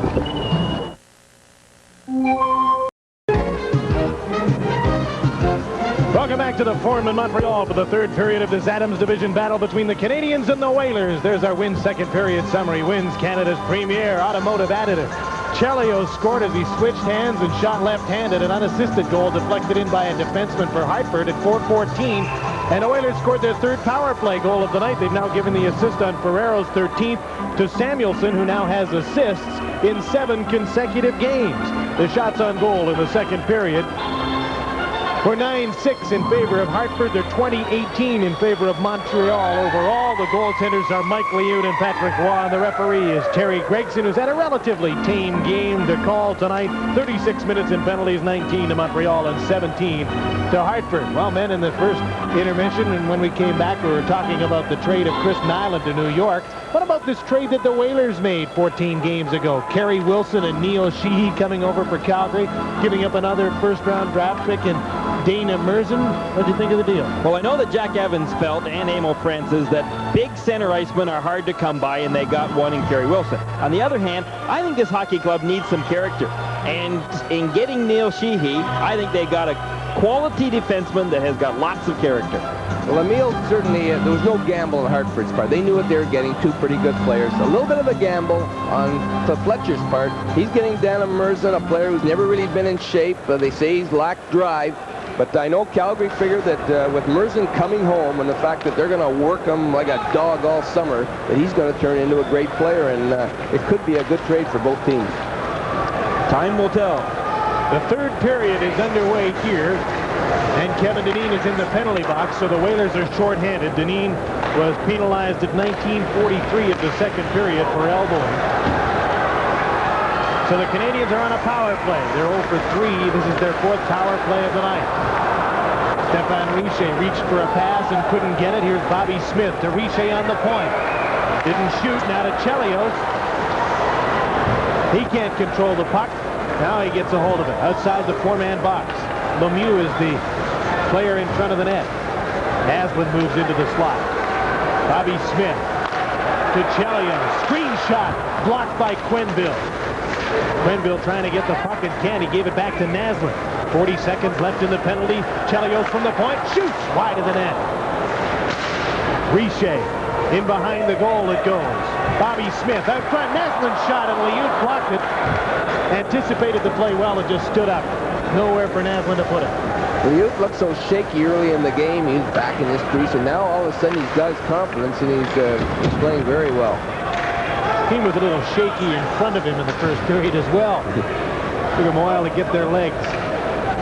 10 seconds left in the Dineen minor penalty. Montreal 4 and Hartford 3. Here's Corson through center. Can't control the puck. Whalers send it back the other way.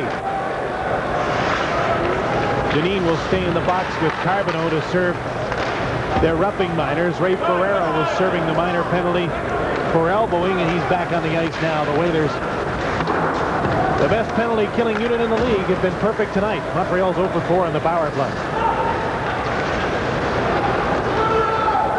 Randy Ladouceur, former Red Wing, back in behind his goal. On defense with Sylvain Cote. Cote ahead for John Anderson. Gets it through and directly to Robertson. Moving in. His shot is blocked by Patrick Roy. Guerrero was there on the 2-on-1. And Torrey decided to shoot it. Here's Cote moving in. Robertson going for the net. Cote centering pass went off Robinson. Robertson out front. Turning his Cote and he's shot it wide. Loose puck in front is knocked away by Gainey. Sylvain Cote keeps the puck in for Torrey Robertson. He can't center it. Darlene moves the puck out to center to Skrudland. Cote off the boards for Anderson. The play was broken up by Robinson. Here's Torrey Robertson, who's had a good shift, moving in again with John Anderson. Robertson to Kerry Wilson, knocked away by Rick Green. 3 minutes gone, third period of the Forum. Montreal 4 and Hartford 3. Neil Sheehy, a lead pass and a breakaway for Tippett. Blocked by Patrick Roy, and then just out of the outstretched stick of Paul McDermott, who was there. Good pass. But here's Kordic moving in alone. He shoots. Liut the save, and he holds on to the puck as he juggled it. Great chances at both ends. Good goaltending. Hey, Kordic has got a good shot, and he really let that one go, of course, under Jean Perron's orders. You want to play more, son? You're going to shoot that puck more. Hartford had an excellent opportunity. Now watch this breakaway pass straight up the middle. Couldn't have been better. Tippett tries to go to his backhand, but here's the best opportunity of all. Kordic moving in from the right wing side, perfect positioning, wound up and just let her go. I mean, he can blast it. I don't know that Kordic was exactly looking to pick the holes out there. I think he was trying to put it through Mike Liut more than anything. Head down and blast it. Yeah. Here's Chelios with a shot wide of the net. Stu Gavin after the puck, and he clears it. Chelios moving back in, dumps the puck in. Momesso, Smith, and Naslin on the ice now for Montreal. Chelios to center. Quenneville knocks the puck back to Carson. Carson, Evison, and Gavin, the forwards on the ice for the Whalers. Babbage moves up on the defense and dumps the puck in. Waugh will hold on with Lindsey Carson right there. 16:06 to play in the third period from the Forum. The Canadians lead by 1 on this Molson hockey telecast on TSN.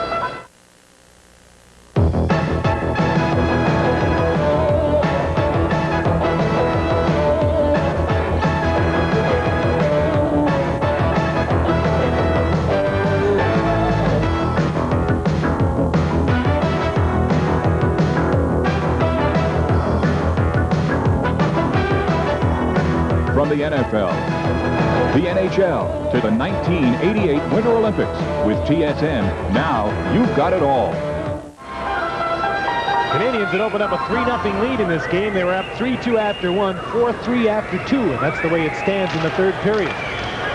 Whalers win the draw. Quenneville with a shot tipped in front, just wide of the net by Lindsey Carson, who stays in front of the goal, but Evison couldn't get him the puck back.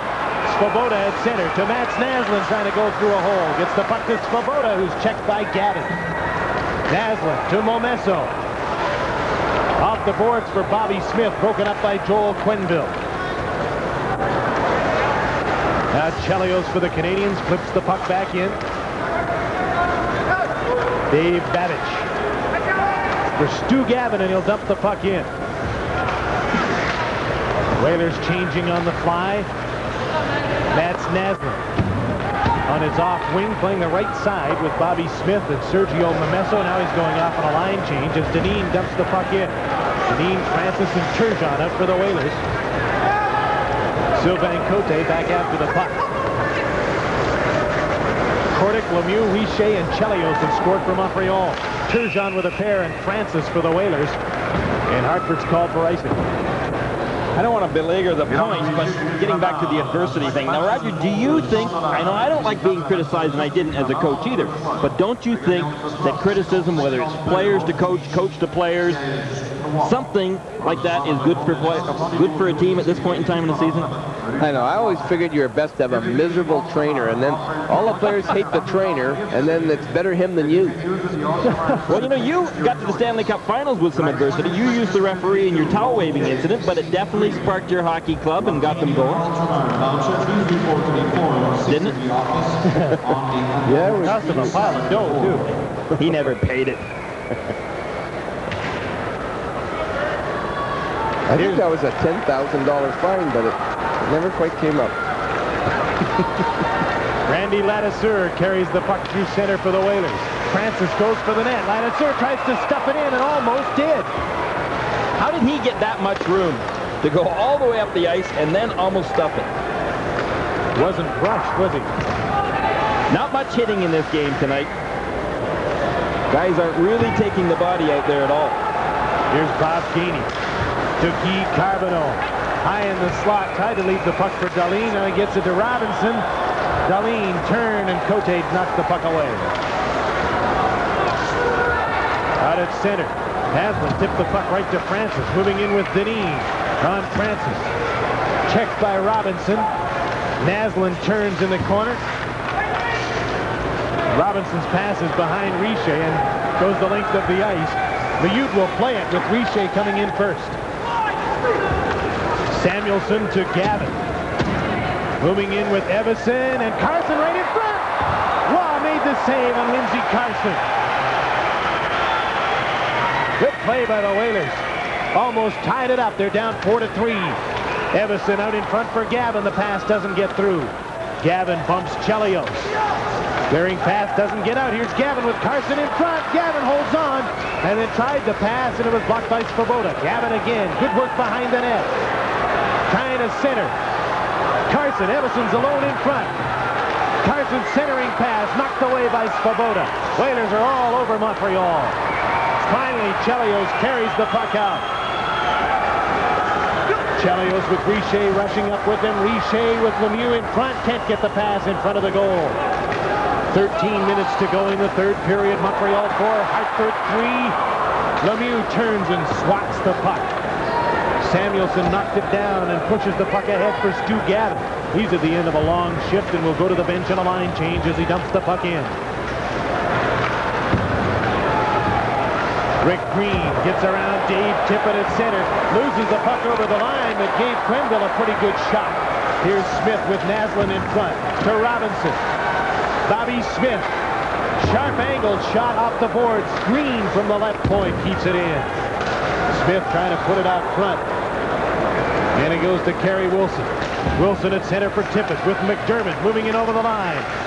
McDermott gets his stick loose. Wilson's alone in front. The pass, and he just missed it. Wilson had a great chance to tie it on a pass from Dave Tippett. Here's a 2-on-1. Bobby Smith with Walter. Smith to Walter, scores!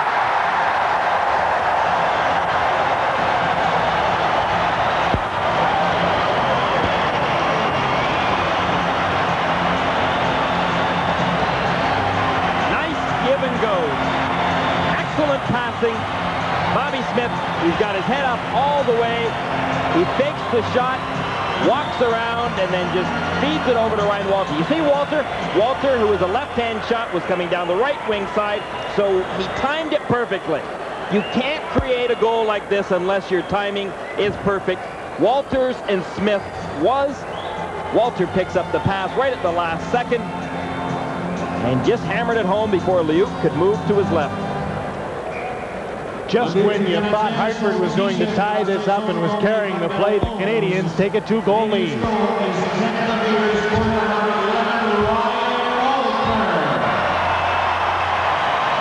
Ryan Walter's 10th of the season.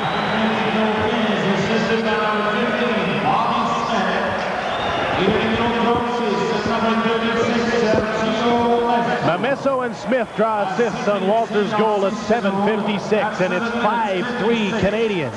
But the Whalers are back in with the puck. Torrey Robertson trying to shake a check, or a pair of them. Gets the puck to Anderson right in front. Ladouceur moves in from the point, has the puck in the corner. Anderson's out front. Pass for Robertson. He tries to shovel it out front.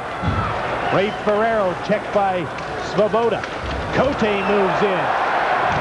Trying to keep that puck in and does. In front, tipped by Ferrero off the glass. Now Cordick pushes the puck ahead. Naslin speeds after it. Cote is back. Naslin holds on to Skrudlin. Nice play by Sylvain Turgeon, who intercepted that pass in front of the goal. Turgeon to Anderson. Back for Turgeon. All alone. Waugh makes the save. And he didn't know he had a hold of the puck. Turgeon made a great dive. Sprawled just to get the shot away. Did he ever? And then on his knees. Great move by Turgeon.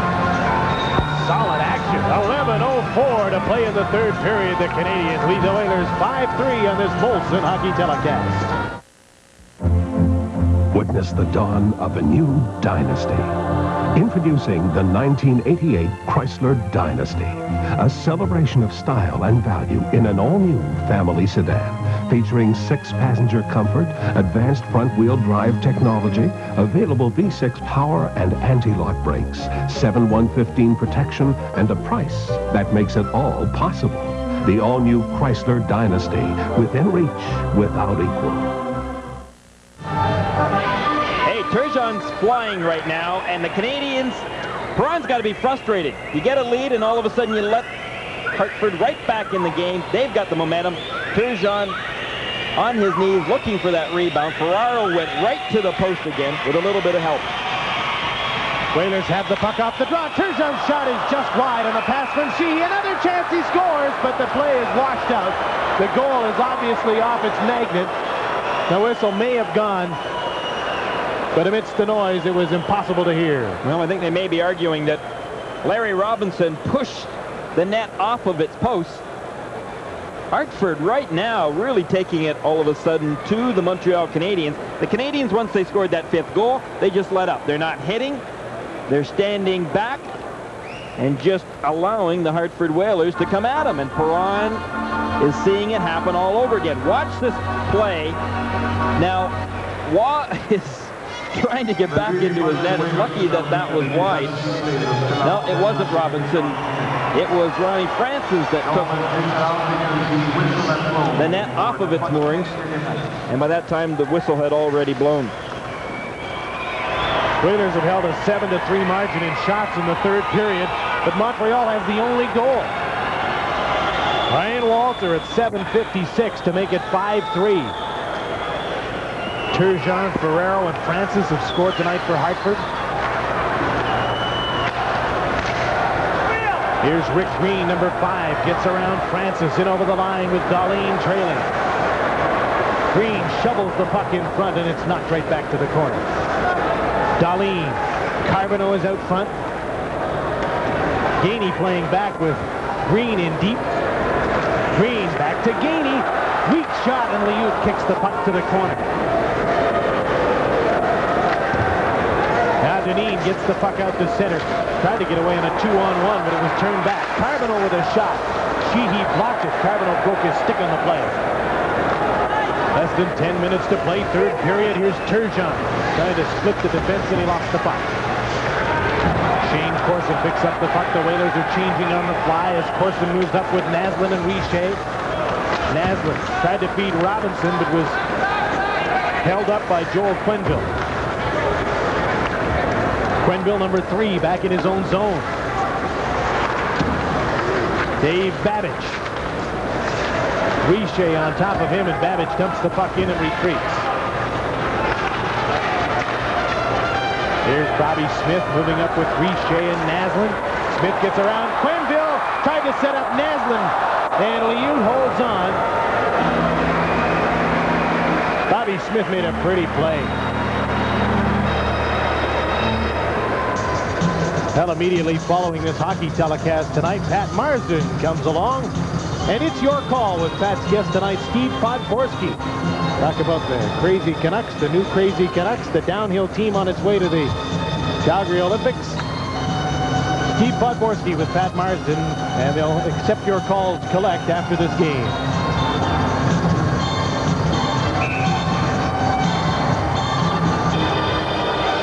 Neil Sheehy, who we said has added some character to this Hartford Whalers hockey club.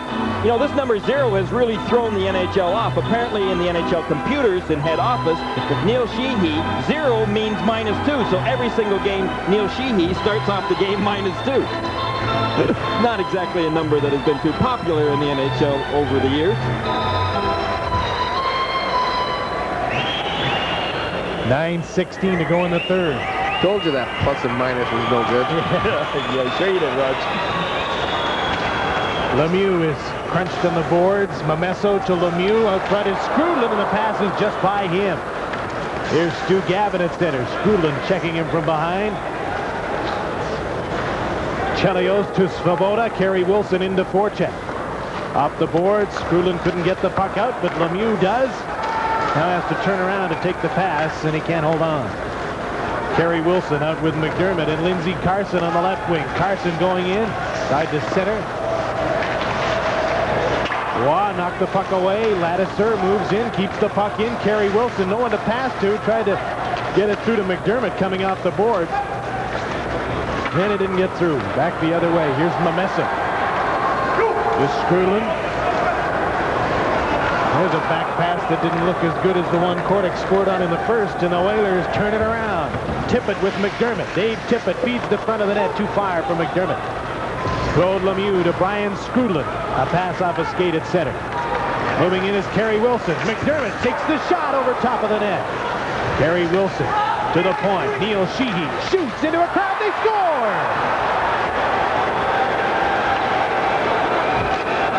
Did Dave Tippett in front? Took the words out of my mouth. Did Tippett tip it? We'll find out. Sheehy shot the puck from the point.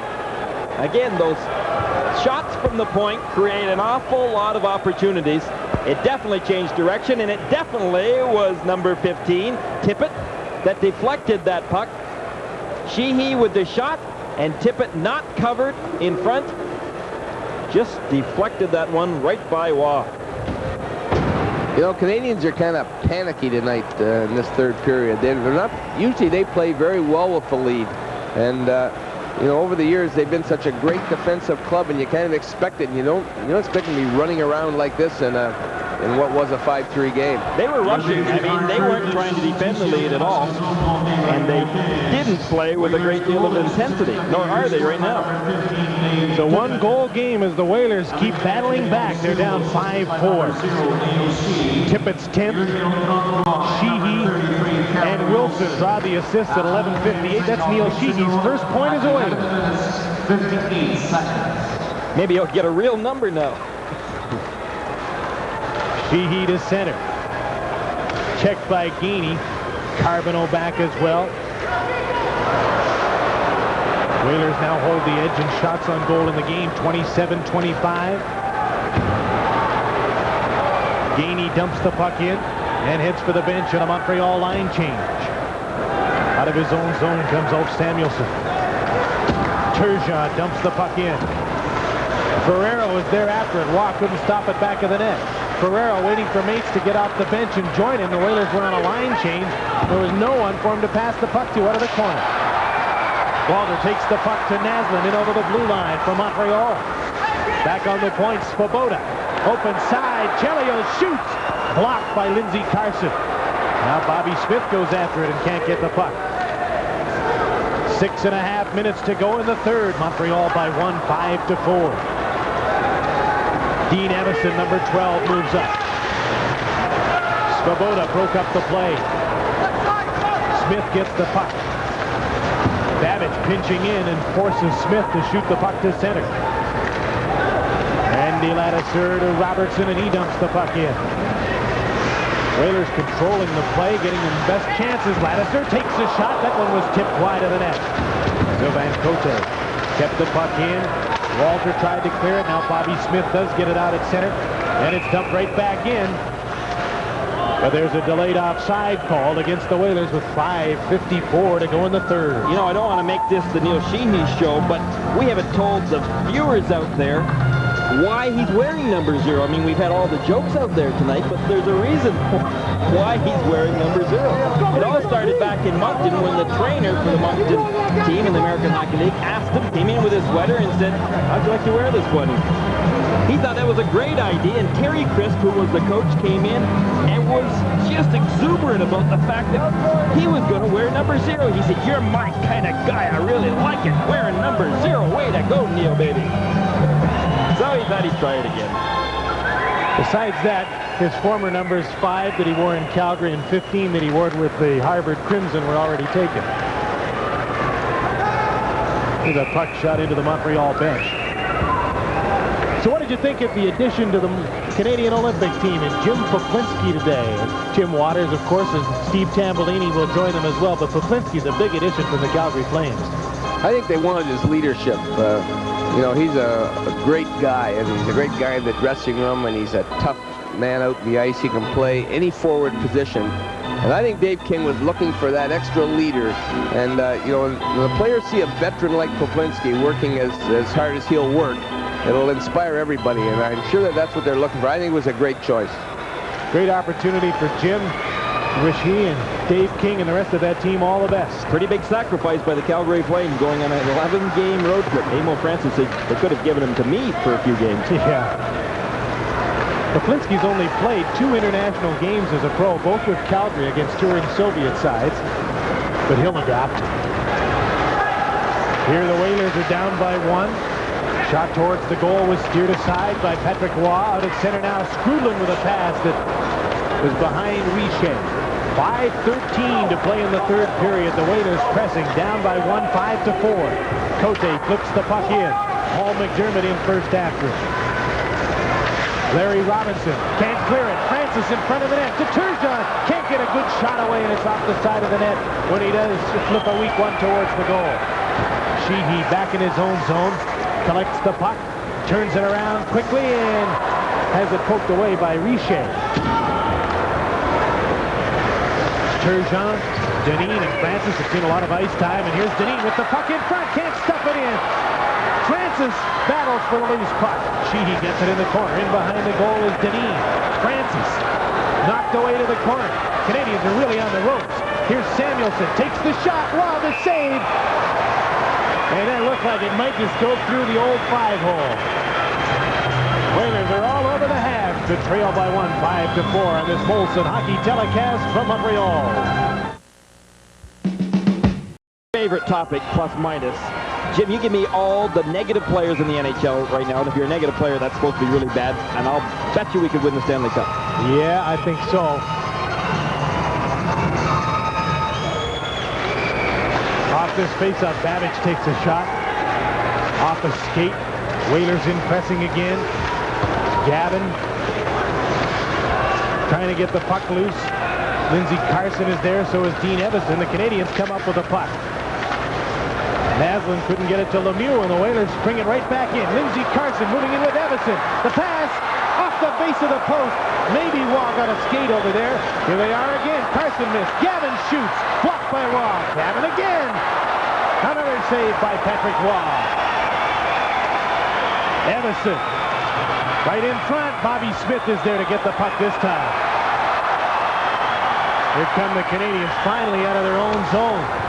Lemieux to the inboards. The Whalers will get possession again.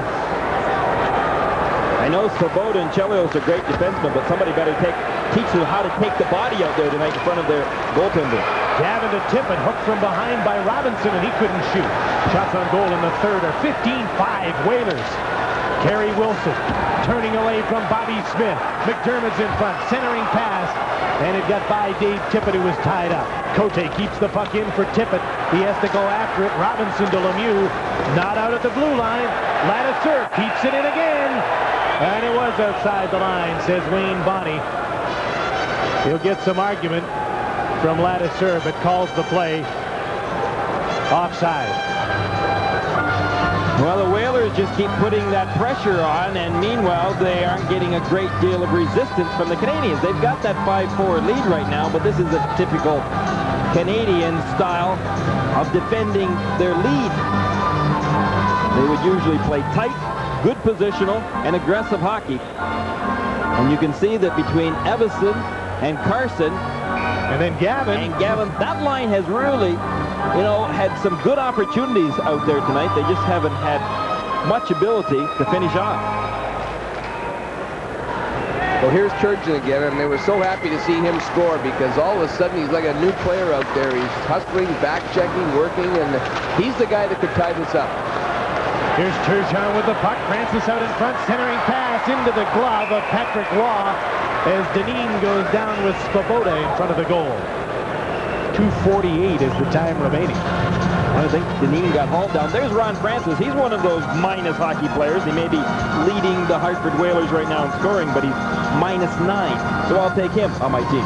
There's an awful lot of pretty good minus hockey players around the NHL. You could have Francis at center. You could have Dale Howard, Chuck Pat LaFontaine. How about a left winger named Michel Goulet? Or a right winger named Rick Vide? The all-minus all-stars. I hate the plus-minus statistic because it means that if you take it for what it is and say a minus player is bad and a plus player is good, then that means all of these guys are bad players, and you might win a Stanley Cup with a lot of minus players in the league. There you go, Roger. Put that in your pipe and smoke it. I like that team.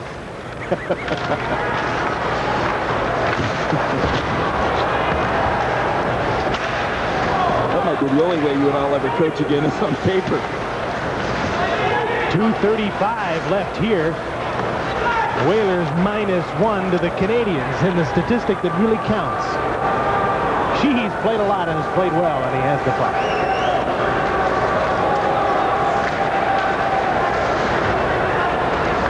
Keeps it in. Now here's Chelios. Francis deflected the puck. There to cover up is Svoboda. Guy Carbonneau tried to feed the open winger Gini, and he did get the puck out to center. Puck got up in the air and hit Carbonneau. There's a penalty coming up. It's a high sticking call. It wasn't a puck, obviously, that got Carbonneau. I think it's the Hartford. I think a high sticking penalty against the Whalers that might kill their chances. It was an accident, but I don't think there's any question about it. The stick was up there, and Dineen's going to serve the penalty. Well, you know, that's unfortunate because Dineen has played a heck of a hockey game tonight, but he's taken a couple of bad penalties, and this one right here pretty much puts the game away for the Canadians if they can just stop the Hartford Whalers from scoring shorthanded. 2:02 remaining in this third period. The Canadians up by 1. Now we're going to see a defensive power play. Well, watch the stick get up. Ooh, right there. It clips Keith Carbonneau. And Dineen goes at 17:58. Before we hand this victory to the Montreal Canadiens, I'll remind you of the game in November when we were here, and it was 3-2 for the Montreal Canadiens. Dana Merzen, then of the Whalers, took a penalty at 18:49 of the third period, and Stu Gavin scored a shorthanded goal to tie the game and send it to overtime. Geez, you're right. What a memory you've got. I believe a timeout has been called here. There's Neil Sheehy. He has played a lot tonight. I think he's pretty happy to be back in the Hartford area. He went to school in Harvard. And he had some great years with the Calgary Flames, but I think that he and his family are pretty pleased with the move. There were 3 Ivy Leaguers in that deal. Kerry Wilson played at Dartmouth. Lane McDonald is another member in that deal. He's playing with the Olympic team right now, who was also in the Ivy League. I think that's the first time in the NHL history that has happened. Canadians are on a power play, leading 5-4, trying to put this one away. Sylvain Cote to Dave Tippett. 2-on-2, they move up. Shot in, Cote goes right after it. Green gets there first. Ryan Walter back. He's upended. Gets the puck around, and the Canadians are 3-on-1. Wilson trying to get back. Smith to Naslund. Had to kick it up to his stick. Now the Canadians set up in the power play. Walter goes for the front of the net. Smith's pass off the skate of Alt Samuelson. 1:20 to play in the third. Here's Larry Robinson.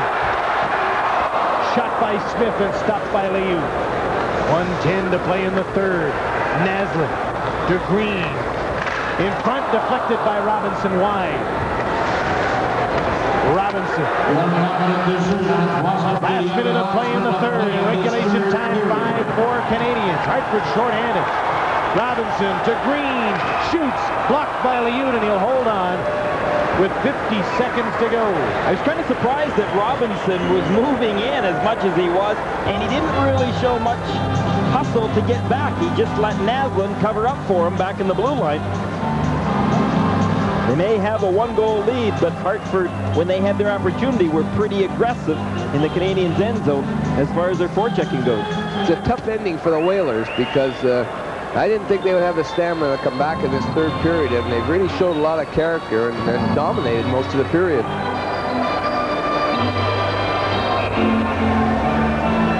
Dave Tippett has scored tonight. Ray Ferrero has scored. Turgeon and Francis for the Whalers. Kordic, Lemieux, Richer, Chelios, and Walter for the Canadiens. The penalty to Dineen will expire 2 seconds prior to the end of the period. Whalers win the draw.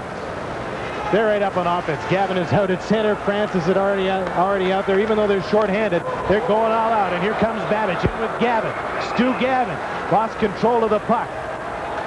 Canadiens, if they can get it out, can break in 2-on-1 or 3-on-1, but the Whalers have to attack. 29 seconds left. Out at center, Babbage got the puck to Francis. He couldn't hold on. Turgeon goes after it. 15 seconds to go. Svoboda. Deriche. 10 seconds to go.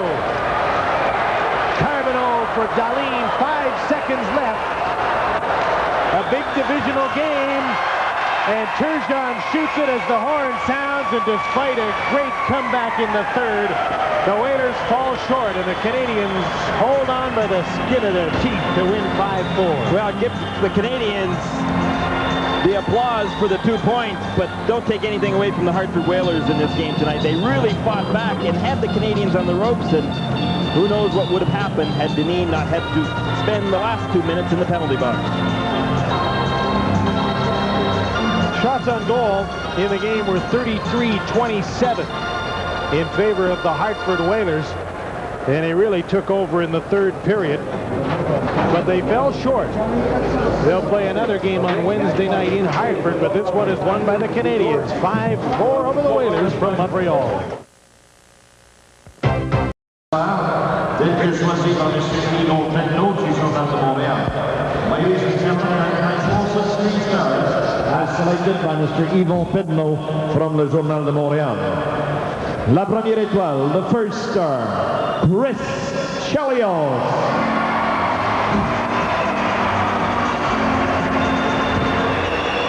La deuxième étoile, the second star, Bobby Smith. Et la troisième étoile, the third star, Dave Tippett.